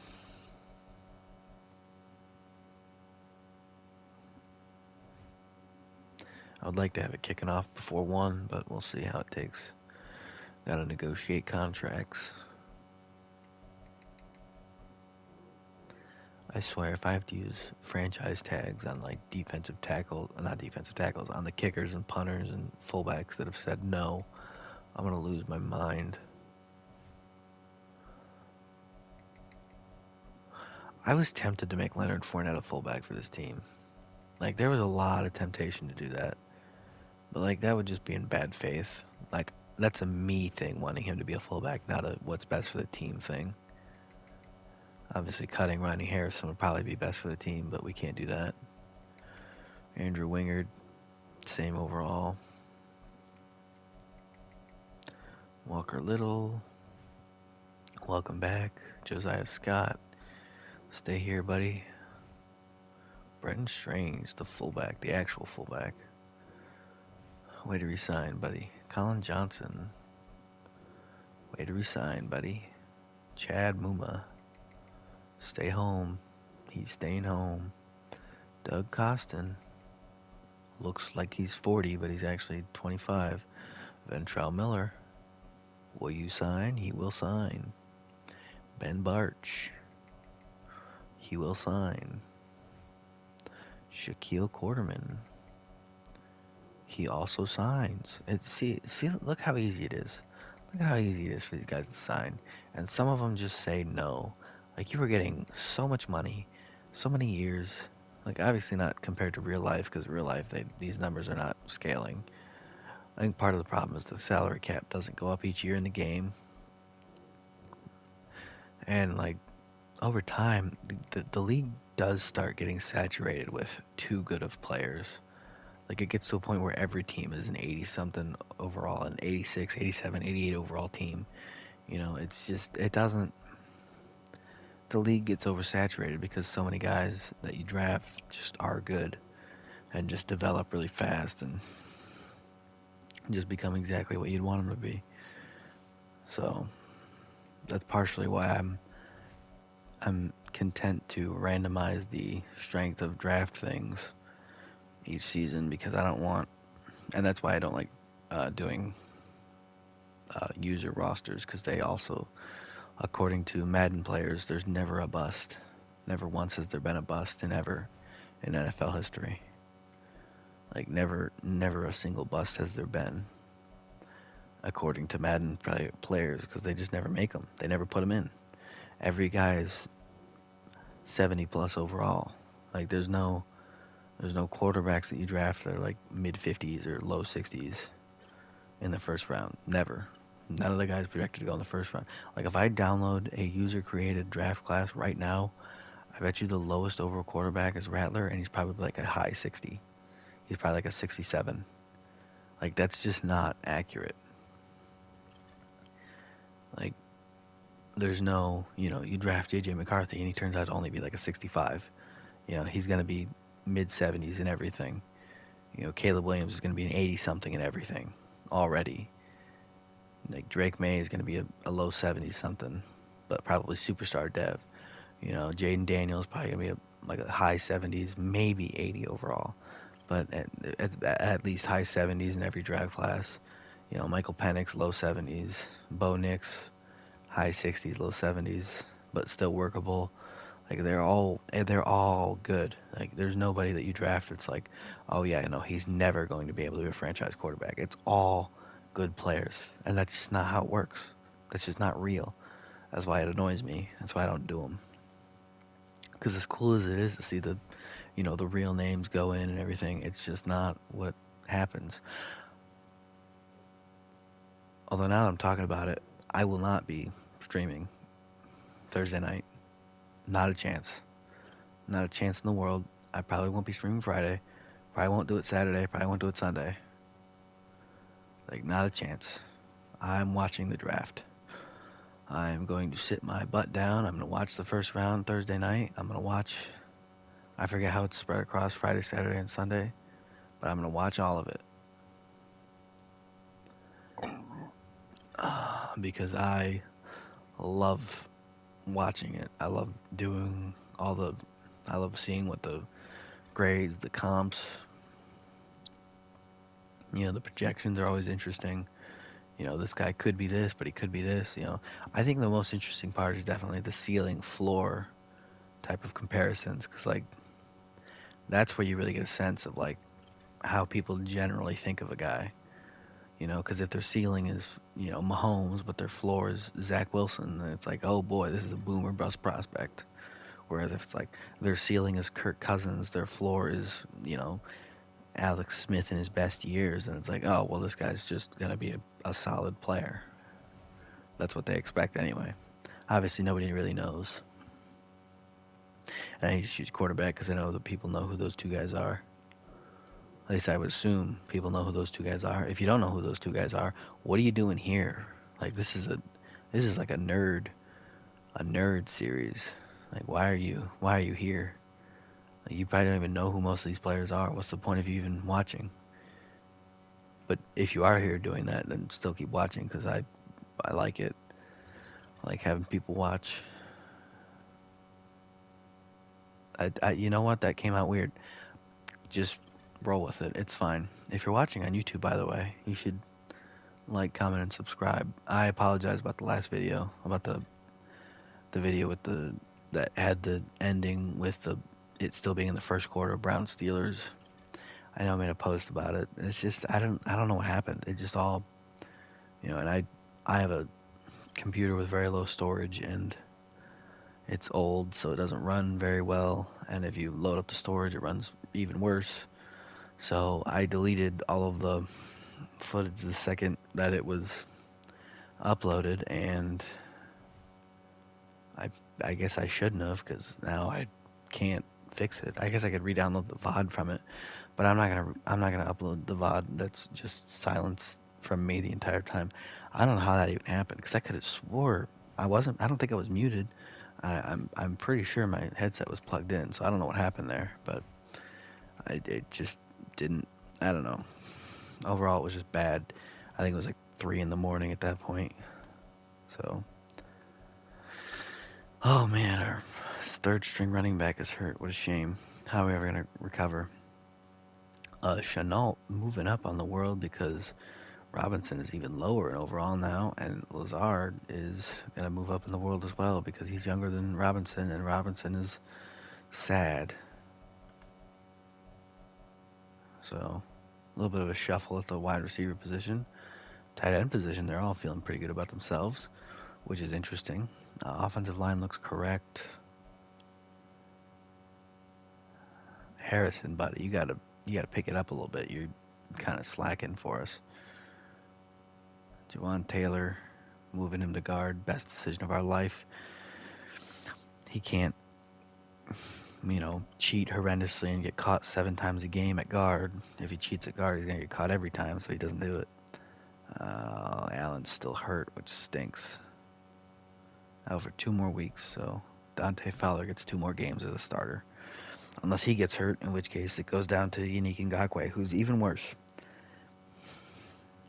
Kind of a pass rush specialist, but he's had no pass rush the past 2 seasons, so obviously DB's still good.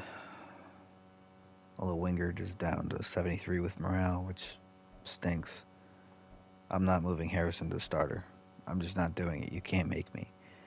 Like, you can think I'm cheating or scumming the Jaguars by not doing it, but I'm not doing it. I've seen Ronnie Harrison play football in real life. He's not. I don't like him. He's not a good safety. I think the move to linebacker suited him, and the move back to safety did not. I don't have a problem with him as the person. I'm sure he's a great guy. I'm sure he's a nice dude. But like he's just bad in coverage. Like his main shtick is that he likes to light people up, but he misses all the time. So I don't know what he's supposed to be good at. But anyway, rest of the D-line, rest of the defense looks correct. Special teams, they look right. Yep. Let's move on to specialists. Looks correct. Uh-huh.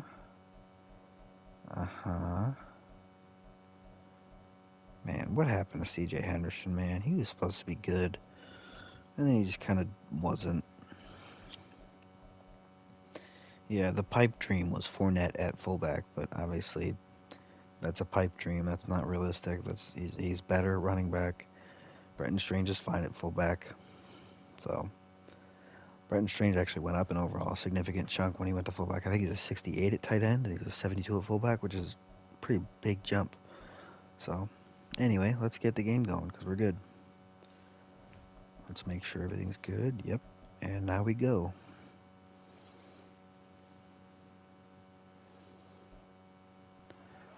The Jacksonville Jaguars at home against the Houston Texans.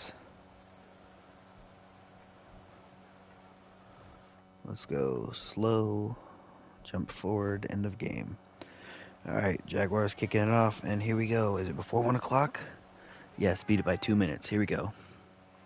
Kickoff is away, fielded at the 1. Ogunbowale breaks a tackle, returns it to the 18-yard line. And that's where the Texans are going to start. 1st and 10, their own 18. Out comes C.J. Stroud, who has marginally played worse in the game than he did in real life. Significantly worse. So let's see if he can turn that around here in this game. Battle of winless teams here. Someone's coming away with a victory, unless they tie. Stroud hands it off to Pierce on his 1st down. He gets a nice hole there, tackled by a safety up at the 31-yard line, but not before picking up 13 yards. 1st and 10, Texans.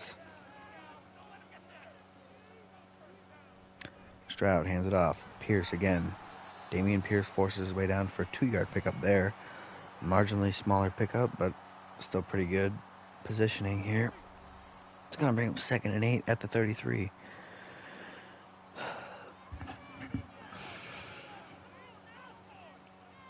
Stroud to throw for the first time in the game, 2nd down.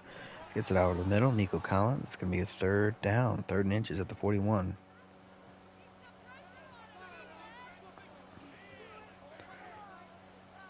Here we go. Stroud hands it off. Pierce up the middle. Nice hole. Rushes his way all the way to the 45 of the Jaguars. Texans across midfield. It's going to be 1st and 10.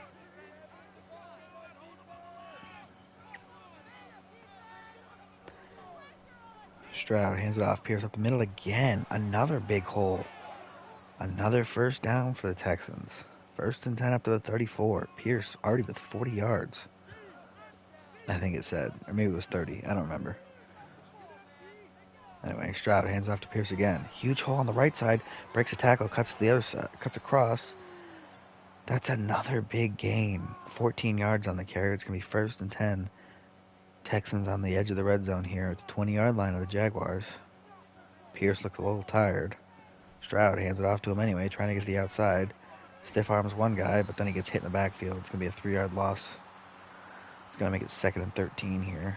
Backed up to the 23-yard line. So Pierce finally stopped on the play. Stroud out of empty, likely going to throw here. Yep, he is. Tried to throw on 2nd down. Throws it down to the corner. It's caught. Touchdown. DeAndre Hopkins with a nice grab on the sideline. They're going to review it. And it stands. So, Texans strike on their 1st drive with a touchdown.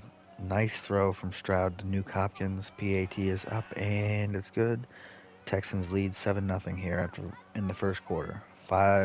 Almost a 5-minute drive. Kickoff is away as the Texans give it back to the Jags. Field it at the 1. And return to the 23. So out comes Trevor Lawrence and the Jaguars offense for their 1st drive as they look to match what they just saw from the Texans. First and 10 from their own 23-yard line.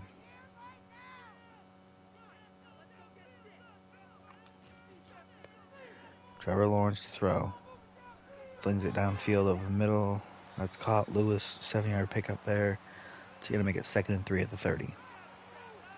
The old man, Mercedes Lewis, still making some nice grabs.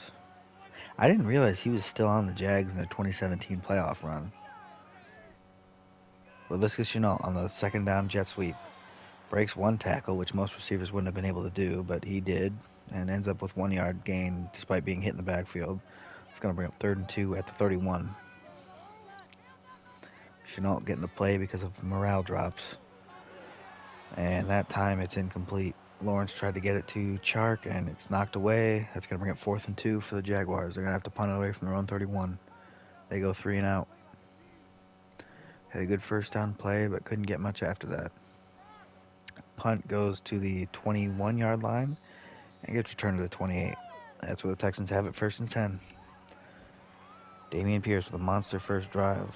Let's see if he can keep that game going.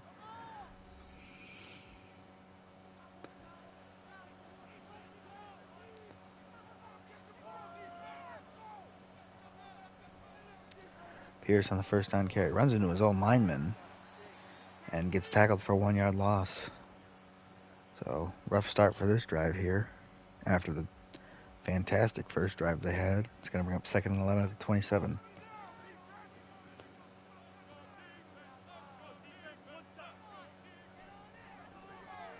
Stroud to throw on 2nd down. Throws it out to the sideline, caught by DeAndre Hopkins. 1st down. It's going to be 1st and 10 at the 43.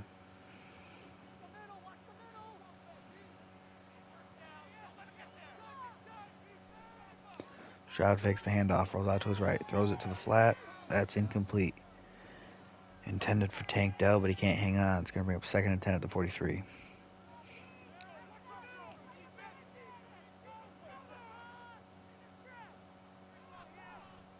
Stroud to throw on 2nd down, rolls out to his right, throws it towards the sideline, incomplete. The tight end couldn't hang on. Miles Jack on the play. It's going to make it 3rd and 10 at the 43.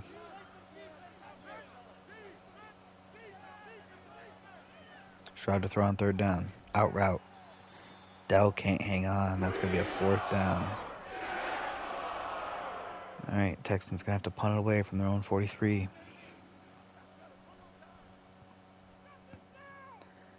And it's fielded at about the 11. Returned to the 20. So out comes the Jaguars offense here for their 2nd drive of the game after their defense gets a nice stop.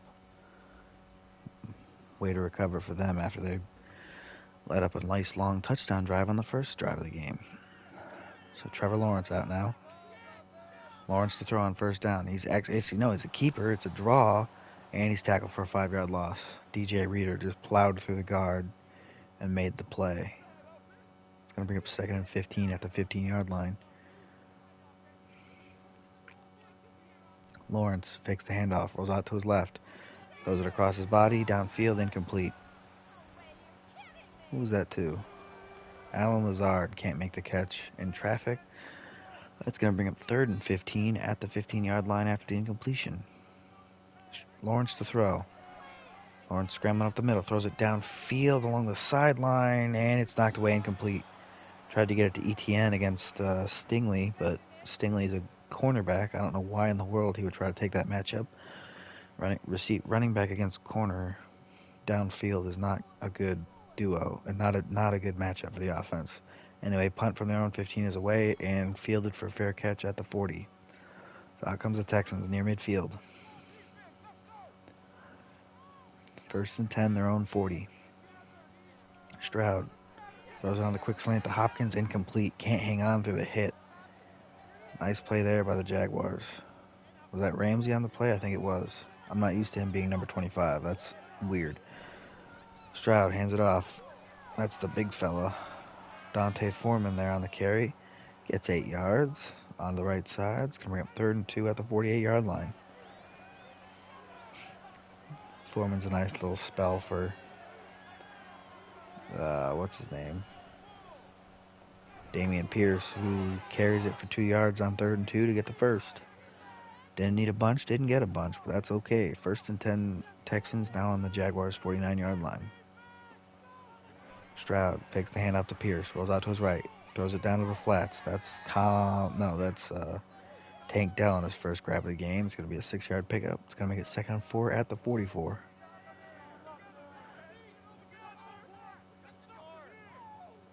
Stroud to throw on 2nd down. Over the middle, incomplete. Dell can't hang on to that one. He has been just dropping everything. He can't hang on through any hit. That's going to bring up 3rd and 4. Ramsey's got his X Factor on now. Still at the 44-yard line for the Texans. Jaguars side of the field. Stroud to throw on 3rd down.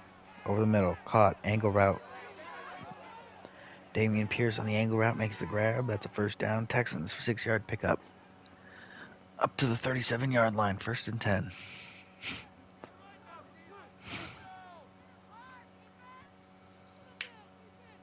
Stroud to throw on 1st down.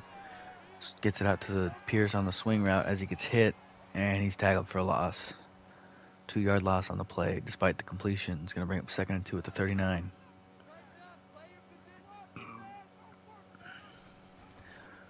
Pierce on the carry now. Gets 3 yards, so gets those 2 yards he just lost back and an extra one. So it's going to bring up 3rd and 9 at the 37. Stroud to throw on 3rd and long. Wings it down. That's incomplete. Tank Dell had no chance. Ramsey gets in the way. That's going to bring up 4th and 9.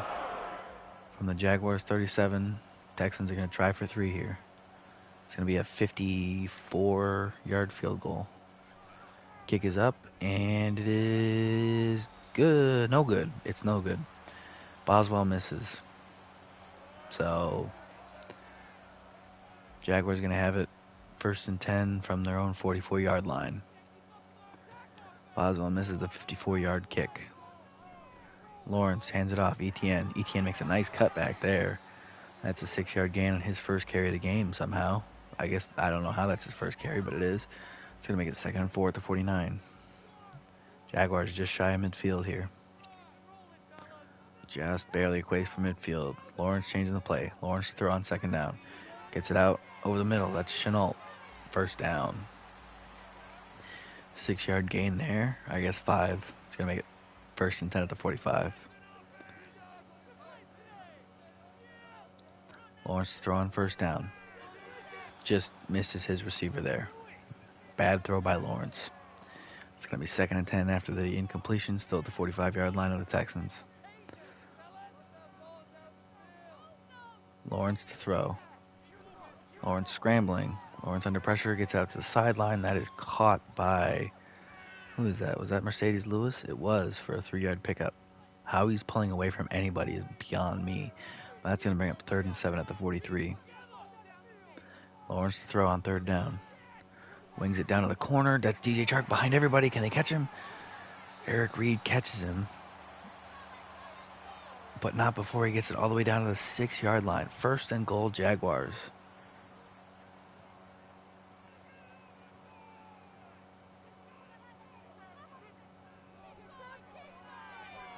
Lawrence to throw. Scrambles out to his right. Throws it back across field to the left. Caught for about a 1-yard pickup. It's going to be a 2nd goal at the 5. Colin Johnson on the grab. 3 tight ends in the game now for the Jaguars. And that's going to do it for the first quarter. So after 1, Texans up 7-0 against the home team Jags, who have it 2nd and goal at the Texans' 5-yard line.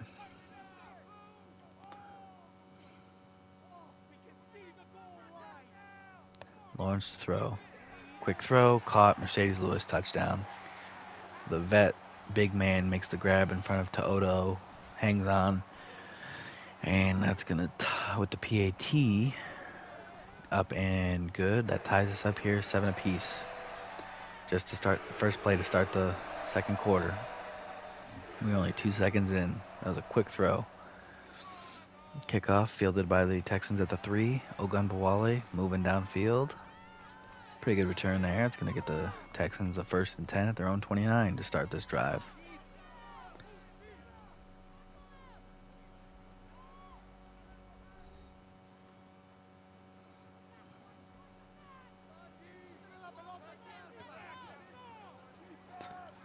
Stroud changing the play on 1st and 10.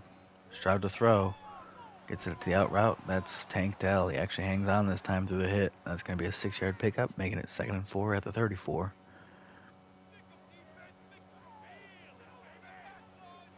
Stroud to throw on 2nd down.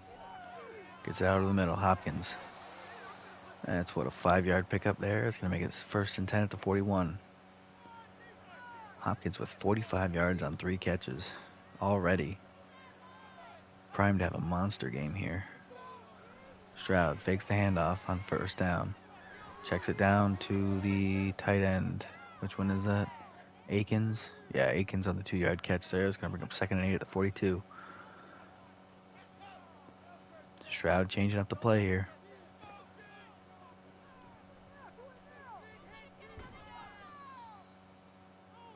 That's going to be another 2-yard pickup there. It's going to make it 3rd and 6 at the 45.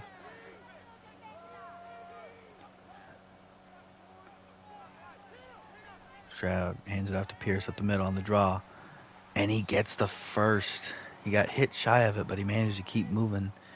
And he got all the way across the line to gain. It's going to be 1st and 10 Texans at the Jaguars 48. Although I assume because they ran the draw, they were going to have to go for it on 4th. Here we go. Stroud gets it to Akins on the sideline of the crosser. And he gets a 1st down. Gets it all the way to the 31 of the Jaguars. 1st and 10 Texans.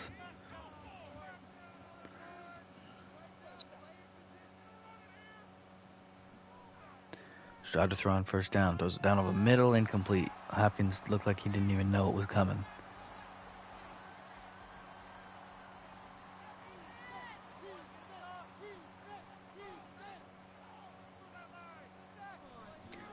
On 2nd down, Pierce up the middle, huge hole, breaks a tackle, breaks 2 tackles, finally brought down, but not before charging his way all the way to the 14-yard line. He's already got 81 yards on like 12 carries, I think it said. 1st and 10, Texans in the red zone, Jaguars 14-yard line. Stroud to throw, rolling out to his right, throws it to the end zone, can't quite get it. Tried to get it to Akins on the corner route, but he overthrew him just a tad. It's going to bring up 2nd and 10 at the 14.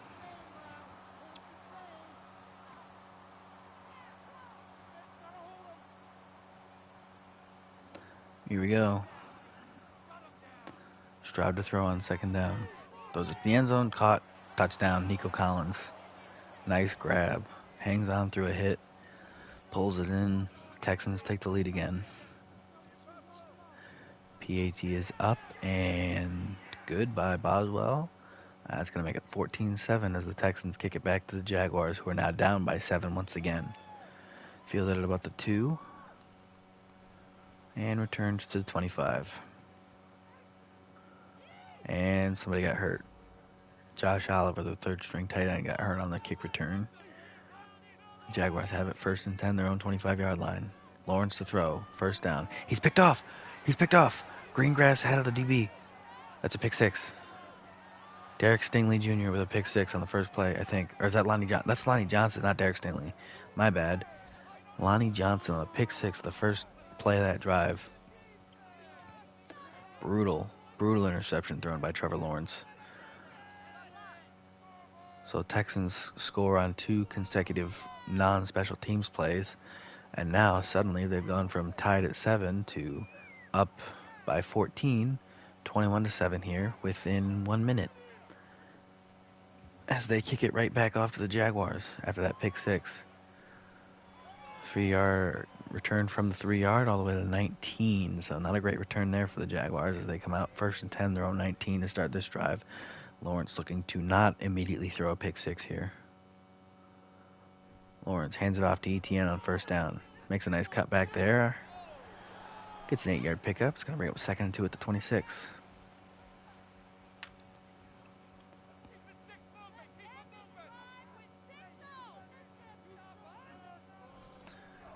Stroud hands it off to Etienne again. This time he only picks up 2, and it's shy of the 1st down marker.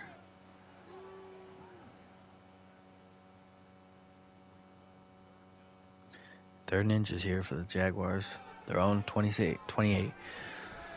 Lawrence's throw is completed to, who is that? Alan Lazard making the grab. 6-yard pickup there. It's going to be 1st and 10 for him at the 35. Lawrence fakes the handoff to Etienne, scrambles out to his left, and he gets hit as he throws, incomplete. Just threw it away. Didn't want to take the sack. Anderson applying the pressure.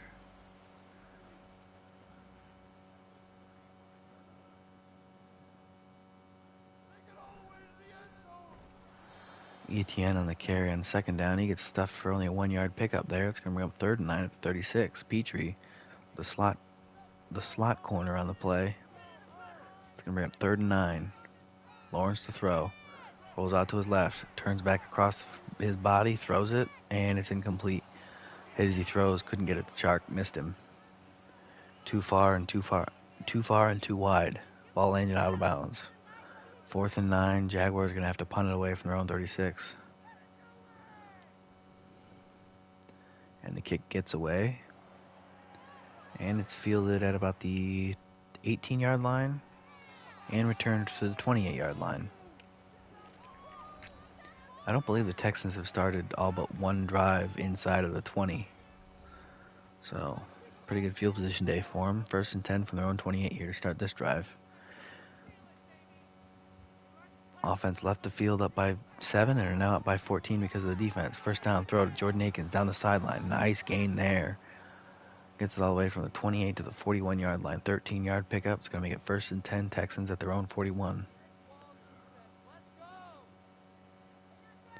Stroud to throw. Gets it downfield. It's caught by Hopkins, who gets it, breaks a tackle. Ooh, almost breaks the other tackle. As it stands, a huge pickup. Gets it all the way to the 28 of the Jaguars. So way past midfield, deep into Jaguar territory. It's 1st and 10 Texans. Nice play there by the vet, who's showing he still has plenty left. Stroud to throw on 1st and 10 after faking it to Pierce. Stroud is sacked. Dante Fowler gets him for a loss of 7. So this defense showing they got a little bit of a big play potential too. It's going to be 2nd and 17, backed up to the 35. Stroud to throw on 2nd down. Gets it out quick to Akins.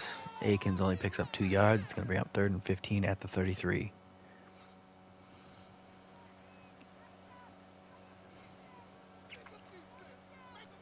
Stroud hands it off to Pierce on the draw play. Pierce gets a gain of 7, but that's going to bring up 4th and 8. I almost wonder if the Texans are going to go for it. No, they're not. They're going to kick the field goal here. Is it about a 43-yard field goal attempt? Is up and good by Boswell. So he missed the first attempt from 54, but he makes that from 43. As the Texans are now up 24-7 as they kick it back to the Jaguars. Down 17. Fielded on the goal line and returned to the 22.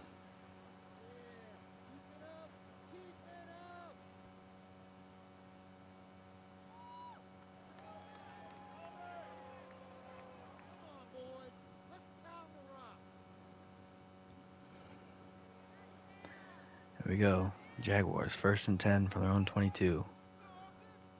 Second quarter getting close to closing. Lawrence throws it over the middle. That's caught. Lazard, 5-yard pickup there. It's going to bring up 2nd and 5 at the 27.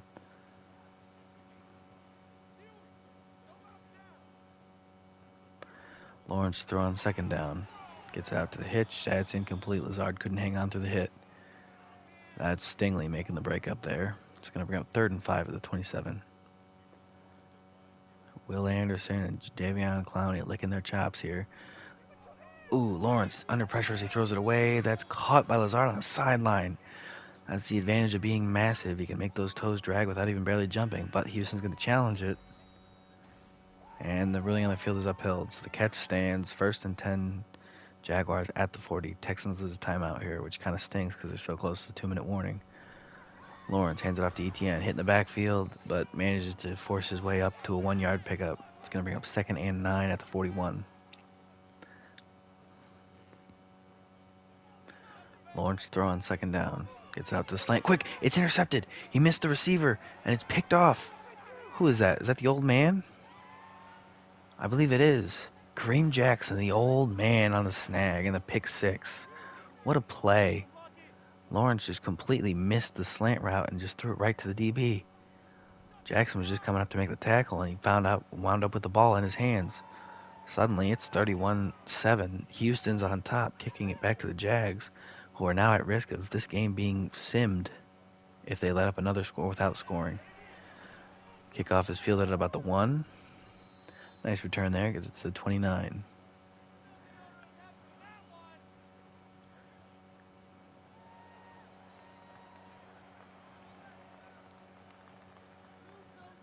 So here we go. Jaguars, 1st and 10, their own 29-yard line.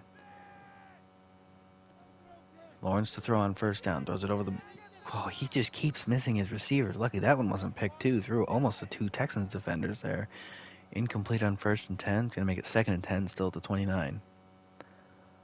Lawrence hands it off to Etienne on the draw, who's stuffed immediately in the backfield by DJ Reader, the big fella.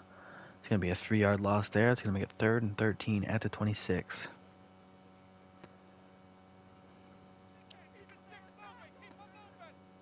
Lawrence to throw on 3rd down. Under pressure by Anderson. Throws it away. Incomplete. Misses Lazard. Too deep and too far outside. That's going to make it 4th and 13 with the clock stopped. 2:15 to go in the half. Jaguars punting it away from their own 26-yard line. The Texans field it at about the 25. And he returns it to the 31. So it's 1st and 10 Texans at their own 31-yard line with a chance to make this game a sim game. If they score a touchdown in this drive. 2:08 to go, 2 timeouts. First play is a handoff to Dameon Pierce. He gets 4 yards on the gain as that takes us to the 2-minute warning. So with 2 to go in the first half, Texans up 31-7 against the Jaguars. 2 timeouts, 2nd and 6 at their own 35. Trying to put this game away here early. That's a 2nd down throw to Nuke Hopkins. That gets a first up to the 43. 1st and 10 Texans. Here we go. Stroud to throw on 1st down. He's picked off.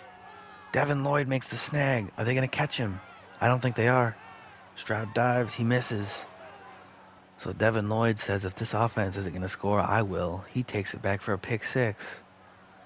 Stroud just underthrew, or just tried to throw a bullet when he needed to put a touch on to get it to his receiver. Lloyd just snags it out of the air, and the Jaguars now have it 14. So 31-14. Jags now down by 16 instead of, what was it before? 23, as they kick it away. Or 24. No, I can't do math right now. Don't ask me to do math right now. I'm too tired. Anyway, it's 31-14 as the Jaguars kick it back to the Texans here. 1st and 10 from their own 24-yard line. 2 timeouts, 1:43 to go in the half. This time Stroud's find Collins down the sideline on the corner route. He doesn't go to bounds, though. He gets tackled inbounds, but he does get it to the Jaguars 45. Clock running. Still 2 timeouts. 1:06 to go on the snap. Stroud, quick throw over the middle. That's caught by Hopkins. 5-yard pickup. It's going to bring up 2nd and 5 at the 40. Texans got to hurry up here if they want to try to score. Stroud to throw on 2nd down. Gets it out to the flat. That's caught by Foreman. Blasted backwards, but it doesn't matter. Point of contact was a 36, where he gets it 3rd and 2 after a pickup of 3. Stroud to throw on 3rd down. Gets it out. That's Pierce outside. And they're going to have to take the first time out. Take the first time out. Take the first time out. Quit letting the clock run. They take their timeout with 31 seconds to go. 1st and 10 at the Jaguars 23. Texans trying to go back up by enough to be 1 score away from simming. Stroud swings it out to Pierce on the sideline. He breaks a couple tackles, gets a 6-yard pickup. It's going to bring up 2nd and 4 at the 17. 9, 8, 7, 6, 5, 4. Texans snap the ball. Last play of the half, most likely. Corner route. Caught. Akins. Touchdown. Texans score a touchdown on the last play of the first half to go back up by, I can't do math. Hold on. They're up by 24 points. Yeah, they're up by 24 points now. So we go into halftime. Texans on top, 38-14 for the Jags. as the Texans kick it to the Jags for the first possession of the half. So the Jaguars one score away from it being simmed out here as they return that first kickoff of the second half to the 20-yard line. Out comes Lawrence and the rest of the offense. Going to need a bit of a comeback here if they want to win. Down 24 points to start the second half. Lawrence to throw on first down. Lawrence under pressure, hit as he throws, incomplete. Just dirts it. He is 9 for 21 right now. Brutal showing for him. Here we go, 2nd and 10 at the 20. And that play goes nowhere. ETN tackled for a 6-yard loss on the toss. Henry to Odo getting back there, I believe on the blitz. It's going to make it 3rd and 16 at the 13-yard line. Completely unblocked, too. That's the worst part. Lawrence to throw on 3rd and real long. Scrambling out to his left. Turns back, throws it across the field. Incomplete. Missed Lazard. Threw it way too far. It's going to make it 4th and 16. Jaguars are going to have to punt it away from their own 13-yard line. Not a good start for this half. Punt is fielded at about the 42. Limbawali makes a cut. Returns it all the way to the 49. So Texans going to start this possession on the Jaguars side of the field. 1st and 10. They're at the Jaguars 49-yard line. C.J. Stroud in the Texans offense. Stroud hands it off. Pierce up the middle. Nice hole. Pretty big gain there for the Texans on first down. It's going to bring up a new set of downs. Another set of downs, not a neuther. Different words. I don't know where I heard a neuther from, but that's going to be 1st and 10 at 36 for the Jaguars. Stroud and the Texans already pressing. Stroud to throw on first down. Gets it out towards the sideline. That's caught. Is that Brevin Jordan? Yes, it is. Brevin Jordan on the catch. That's going to be another set of fresh downs. Another fresh set of downs for the Texans. It's going to be 1st and 10 at the 26. Stroud wants to put this game away real bad. Stroud to throw on first down. It's picked off. It's picked off. This time it's Williams. Quincy Williams on the snag. Stroud threw it right to him. Tried to get it to the crossing route behind him, but threw a bullet again, and the linebacker just put his hands up and stole it. 1st and 10, Jaguars at their own 46. 2 takeaways against Stroud here. Lawrence. Quick throw out to Mercedes Lewis. He gets a 2-yard pickup there. It's going to bring up 2nd and 8 at the 48. 2-yard pickup there. Lawrence to throw on 2nd down. Under pressure, gets it out to the sideline. It's caught by Mercedes Lewis, who breaks a tackle, and he gets all the way down to the 33. The big man's running way more than he signed up for, but if it makes them win, who cares? They got a long ways to go before they can even think about winning, though. 1st and 10 at the Texans 33. Lawrence to throw. Quick throw out to Lewis again. Why are they feeding Mercedes Lewis? I don't know, but I like it. It's working. It's going to bring up 2nd and 3 after a 7-yard pickup at the 26-yard line of the Texans. Lawrence and the Jaguars finally moving it. Fakes the jet to Chenault. Hands it to Etienne up the middle, who makes a huge move on Harris. And then makes another nice one on Jackson before going out of bounds at the 16-yard line. 1st and 10. Jaguars in the red zone. Clock ticking somehow, despite the fact that he went out of bounds. Lawrence to throw on first down. Throws it to the corner route, incomplete, knocked away. Is that Stingley? Yeah, Stingley on the pass break up there. It's going to bring up 2nd and 10 at the 16. I don't know why I emphasize the 16. It's 2nd and 10 at the 16. Chenault gets the fake jet sweep again. Etienne up the middle again. Etienne plows somebody over as he gets to the 7-yard line. 9-yard pickup. It's going to make it 3rd and 1.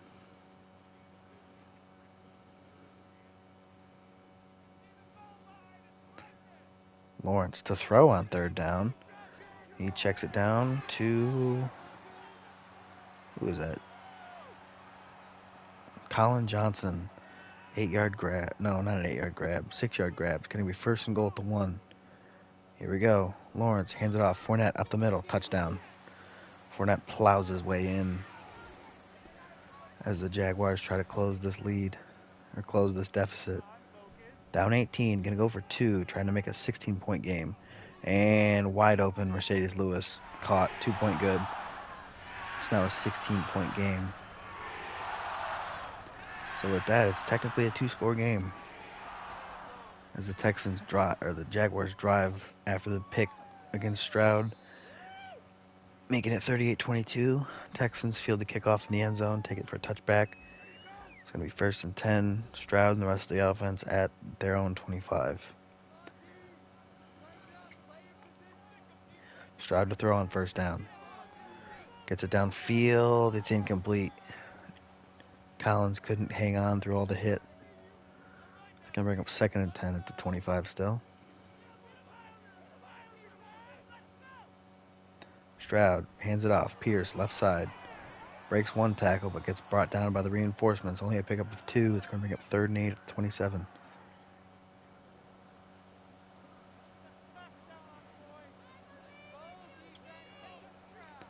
Stroud to throw on 3rd down. Rolls out to his left. And he's sacked for an 8-yard loss. But I believe that's Taven Bryan hurt on the play. So the Jaguars now down a D tackle. 4th and 16. Texans going to have to punt it away from their own 19-yard line. The kick gets away. Field it at the 30. And the punt is returned to the 40-yard line where the Jaguars will have it 1st and 10. As another DB gets hurt. That's their slot guy gets hurt on the play. I forget his name. 1st and 10 Jaguars at the 40. Their own 40. Lawrence fakes the handoff, rolls out to his left, throws it complete over the middle for a short gain there by Colin Johnson. Pick up a 4. It's going to bring up 2nd and 6 at the 44. Lawrence to throw on 2nd down. Throws it to the corner. It's caught by Chark. 1st down, pick up for the Jags.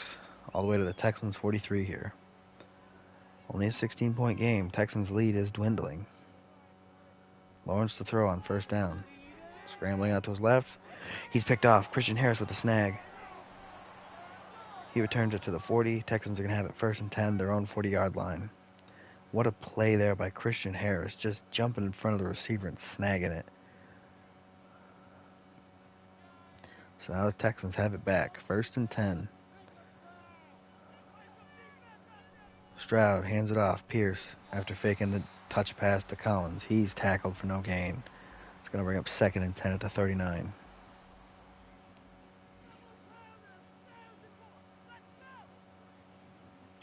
Here we go. Stroud to throw on 2nd down. Gets it out. That's Akins, who is tackled for a 1-yard loss on the crossing route. Had to come up to make the grab and couldn't get back to the line of scrimmage even. It's going to bring up 3rd and 11 at the 38.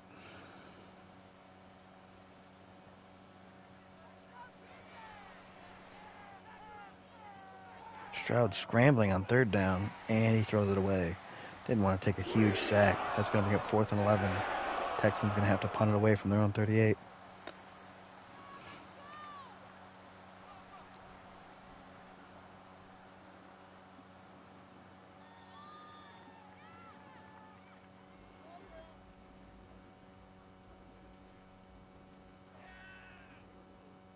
So 1st and 10 Jaguars after the punt went out of bounds at the 19-yard line. Lawrence on the triple option decides to keep it, and he gets a 3-yard pickup there. He's still negative in the rushing column for the day because of that draw that he lost 5 yards on. It's going to bring up 2nd and 7 at the pickup of 3 at their own 22-yard line. Lawrence to throw. Lawrence scrambles out to his right. Lawrence with a little bit of a lane. Takes the hit, but gets the first. All the way to the 33-yard line. It's going to be 1st and 10.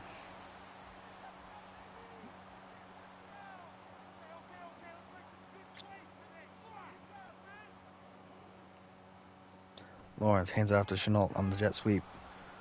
And he doesn't pick up anything. Hit immediately by 2 guys. They couldn't seal the edge. It's going to bring up 2nd and 10 at the 33.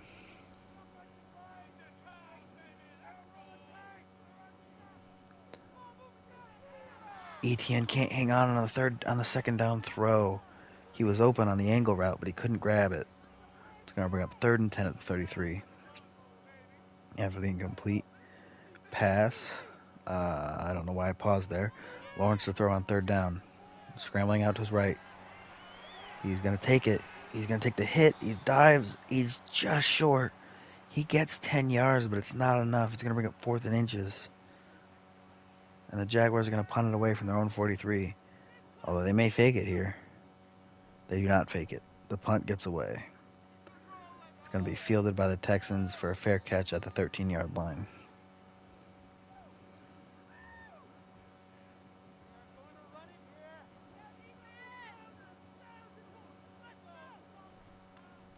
Here we go. 1st and 10, carried by Dameon Pierce up the middle. 3-yard pickup. It's going to make it 2nd and 7 at the 15.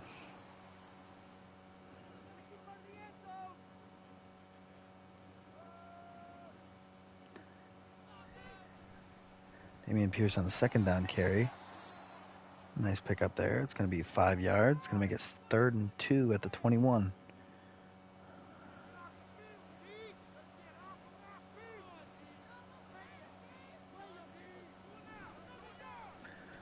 And that 3rd down carry by Pierce, though, goes for no yards. So that's going to be a 4th down. Texans go 3 and out. Not what they wanted here. They're going to have to punt it away from their own 21.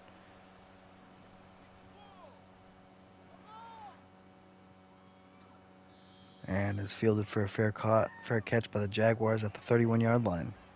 So out comes Lawrence in the offense. 1st and 10, their own 31.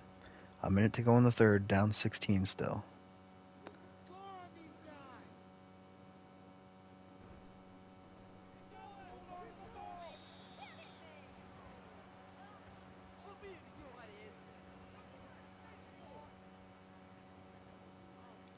Three-yard run on the 1st down carry. That's going to bring up 2nd and 7 at the 34.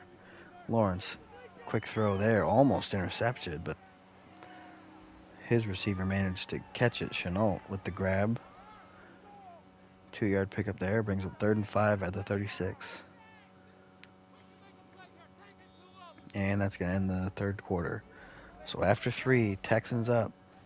38-22. Jaguars trying to come back. They have it 3rd and 5 at their own 36. They've got a shot, but they got to take it.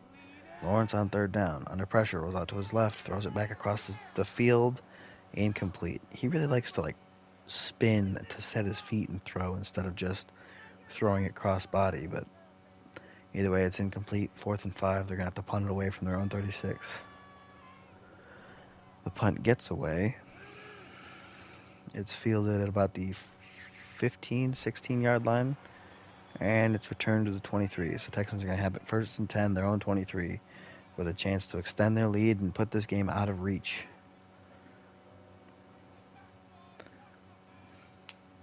Stroud hands it off to Pierce up the middle on the right side. Makes a decent cut there. It's going to get an 8-yard pickup. It's going to make it 2nd and 2 at the 31.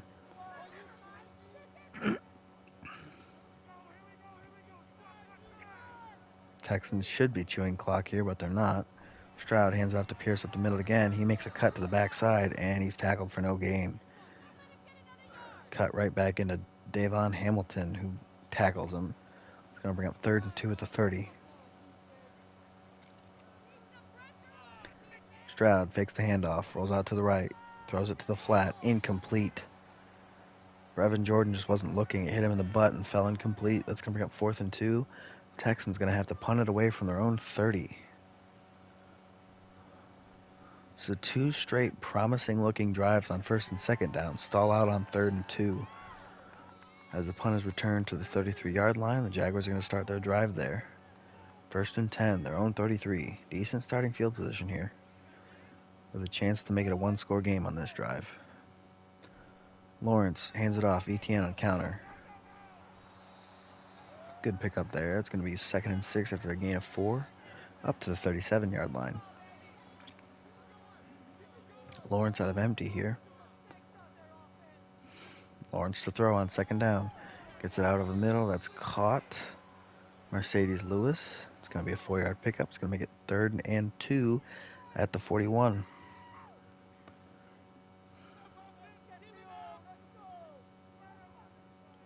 Lawrence to throw. Lewis on the grab, over the middle, gets it to midfield. Hangs on through the big hit.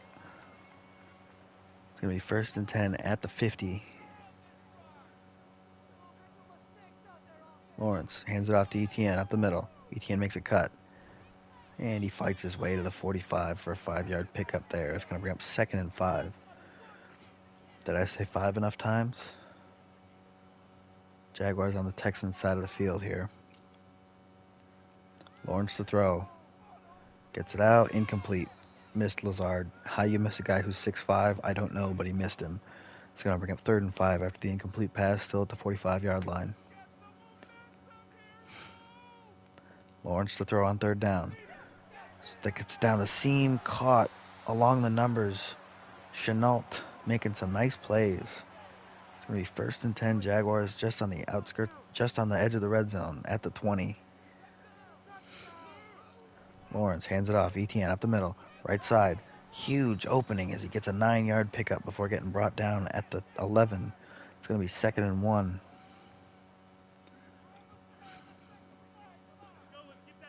Here we go. Lawrence hands it off to Etienne again, this time left side.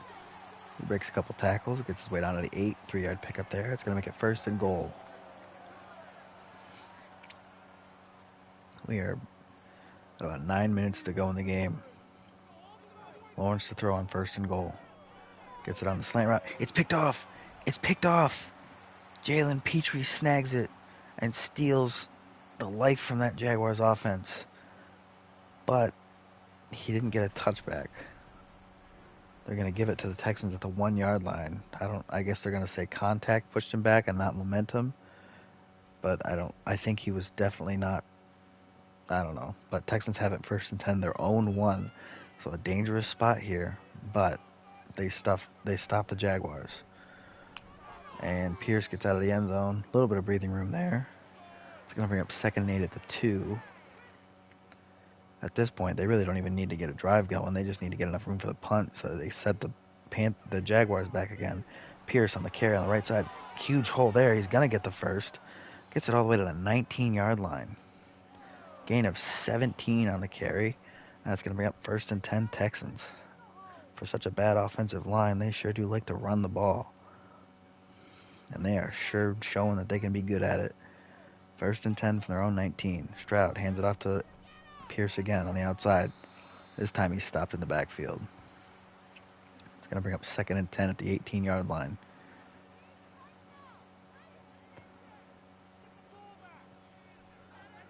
Stroud to throw on 2nd down. Throws it way downfield. Not Hopkins. He hangs on through the tackle. What a play. What a grab by Hopkins. Getting it all the way to the 46 of the Jags. Wow. 1st and 10 Texans. Stroud to throw. Rolling out. Throws it down to the sideline. Caught by Akins. Breaks a tackle. Gets it all the way to the 39. 7-yard pickup. It's going to bring up 2nd and 3. Texans said they're sick of toying with their food. They want to finally actually put it away now. Stroud to throw on 2nd and 3. Gets it up to Akins again. Nice pickup there. Gets it all the way to 32. 7-yard gain. It's going to be 1st and 10. Under 6 to go in the game. Texans trying to make it a 3-score game. Stroud to throw on 1st down. Throws it downfield to the corner. It's caught. Touchdown. Nico Collins. Got behind the DBs. Nobody could catch him. What a throw. What a catch. What a play. So Texans now push that lead up to 22. PAT is up and good. So it's now a 23-point game. 3 scores. 100-yard drive because they started on their goal line pretty much. As they kick it back off to the Jaguars, who are now down 3 scores with only 5:21 to go. Return it from pretty deep in the end zone. Only gets it to the 21. Here they come. 1st and 10, their own 21. Down 3 scores. 5:18 to go. All 3 timeouts. Tough situation for the Jaguars. Not impossible, but definitely not easy. Lawrence to throw. Gets out over the middle. That's Lazard. Gets a nice 14-yard pickup there. It's going to bring up 1st and 10 at the 35.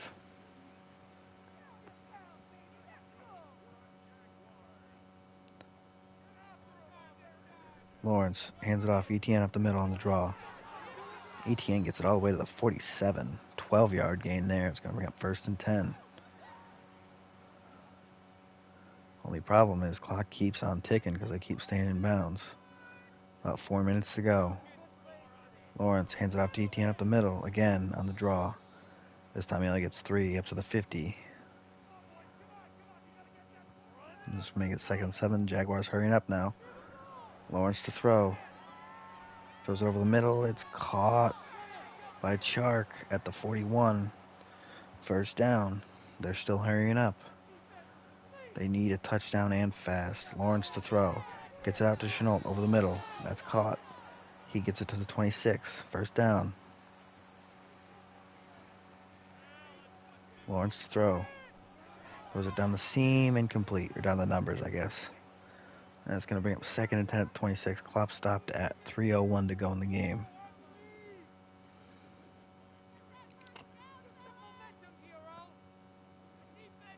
Here we go. Lawrence sending Lazard in motion. Lawrence to throw on 2nd down. Scrambling out to his right. Throws it back across the field. Incomplete. Underthrew it. If he threw it properly, though, it probably would have gotten picked. So almost better that he dirted it. It's going to make it 3rd and 10 at the 26. 2:56 to go in the game. Jaguars need it. They're probably going for it on 4th down if they don't pick it up here. Lawrence to throw. Scrambling out to his right. Throws it back across the field. Caught by Lewis. First down. Gets to the 14. They got to hurry up here. 1st and 10 at the 14-yard line. Jags in the red zone. Lawrence to throw. Scrambles up to the pocket, and it misses his target. Chenault would have walked into the end zone if he got it to him, but he missed him. Threw it too far inside. Makes it 2nd and 10 at the 14. Lawrence hands it off to Etienne on the left side. Almost breaks away for the touchdown, but can't get caught. Gets caught in the back. Only a 6-yard pickup. It's going to bring up 3rd and 48. Lawrence to throw. Out to the flat. Caught. Washington. Touchdown. Parker Washington. Or no, that's Allen Robinson. Sorry. I thought he has the same number as Parker Washington does in real life.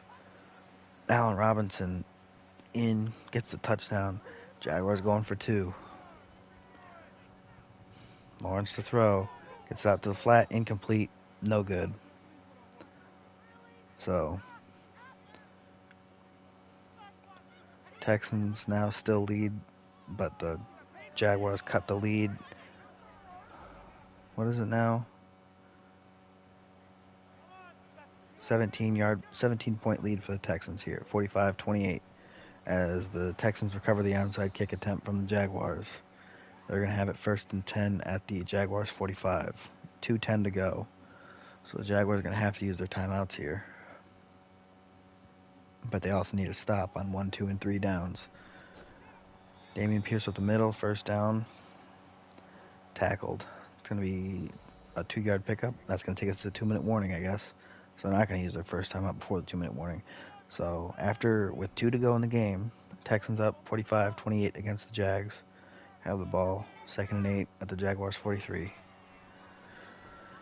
Pierce on the 2nd down carry. Tackled for 1 yard. No, a loss of 1 there. It's going to bring up 3rd and 9 at the 44. Jaguars going to save their timeouts. This is interesting. Stroud hands it off up the middle. Pierce. And he gets the first. That's probably going to do it for the game, actually. 1st and 10 Texans at the Jaguars 35. Jaguars haven't used any of their timeouts. 40 seconds to go. They're probably not going to use them. Dante Foreman up the middle. No, they are going to use them. No, wait, they only used it because of an injury. Dante Fowler gets hurt on the play. That's going to be 2nd and 5 with a pickup of 5 by Foreman up to the 30-yard line. Stroud hands it off to Pierce up the middle. No gain on the play. It's going to be a 3rd and 5. And the Jaguars are not using a timeout. Texans don't have to snap it if they don't want to, but they probably will because it's a video game. No, they won't. And that's the game. Texans win 45-28. What a performance to get your first win of the season. So Texans rise to 1-2 now, as the Jaguars fall to 0-3. Rough start for them. But they got a couple upgrades. Devin Lloyd, who had that pick 6. And Travis Etienne, who actually had a pretty solid game for himself. He goes up to a 90 overall. Pretty impressive.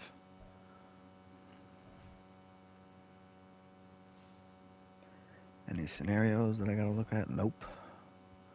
No injuries either, which is nice. Always good to see. And Doug Peterson now can start buying after-school tutoring, which is good. That's what you like to see. That's always the goal. Get to after-school tutoring. Worry about the rest afterwards.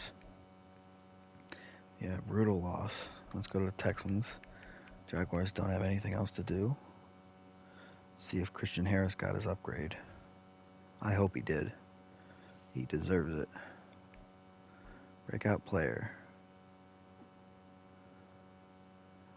He does get it. Gets the star boost. 20,000 XP. He might jump all the way to 80 overall with that. Oh my gosh. I guess I'm not going to get to upgrade him right now, though. He's going to get at least one more practice. And D'Amico Ryans maxes out after-school tutoring. First-year head coach. Already has maxed out tutoring after only 3 weeks into the regular season. Pretty good. Let's look at the box score, and then that's going to do it for today. Let's see. CJ Stroud, 27 of 40, 67% completion percentage. My gosh, I couldn't English for a second. They're not bad. Actually pretty good.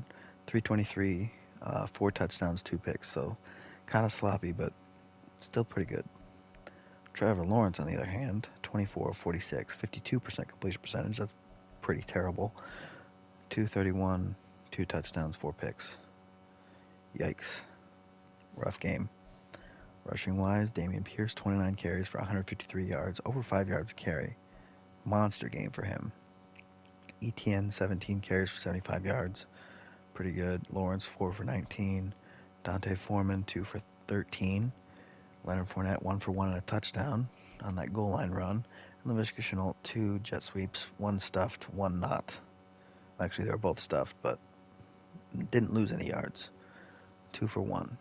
Receiving, Nuke Hopkins, 7 for 124 and a touchdown. Pretty good game for him.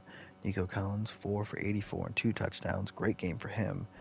Mercedes Lewis, the old man, 9 catches, 67 yards, 1 touchdown. Jordan Akins, 8 catches, 65 yards and a touchdown. DJ Chark, 3 for 58, had that big one down the sideline for the Jaguars. Shenault, 4 for 48. Lazard, 4 for 38. Dameon Pierce, 4 for 24. Colin Johnson, 3 for 12. Tank Dell, 2 for 12. Couldn't hang on to anything for him today. Pretty brutal. Pretty rough day for drops. Brevin Jordan, 1 for 10. Allen Robinson, 1 for 8 for 1 touchdown. Oh my gosh, Tank Dell's only 165 pounds. Wow, I didn't realize that. And Dante Foreman, 1 for 4. Yeah, Robinson, though, got 1 catch for 1 touchdown, 8-yard catch. So, what a way to make 1 catch on the game. Andre Cisco led the game with solo tackles with 7. Assisted tackles, Devin Lloyd had the most with 9. Total tackles, Quincy Williams had the most with 12. Tackles for loss, Trayvon Walker and Dante Fowler both tied for the most with 3 each. Sacks, Dante Fowler had 2. Nobody else had any sacks throughout the game. Texans got no sacks on the game. Pretty insane. Devin Lloyd had a pick, and that one was a pick 6, I believe. Yes. Quincy Williams had a pick. Christian Harris had a pick. Jalen Petrie had a pick. Kareem Jackson had a pick 6, and Lonnie Johnson Jr. had a pick 6. So, feast or famine here. Mostly feast for the defenders. Forced fumbles, I don't think there were any. Yeah, no. No fumbles, no safeties, no field goal blocks or punt blocks. So, only notable kicking thing was the miss by Boswell from a 54 yards out. So, yeah. Pretty solid victory for the Texans there over the Jaguars. Jaguars tried to make it interesting, tried to make the comeback, but they missed that 2-point conversion and then the onside kick, so their chances went out the window pretty quick. But they had it for a while. They almost came roaring back, just couldn't pull it off. So that's going to do it for tonight. I'm tired. So I don't know when I'm going to go again. Maybe it'll be tomorrow night. Maybe it'll wait till Tuesday. We will see. But yeah, that's going to do it for now. When we come back, it'll be Denver at Miami.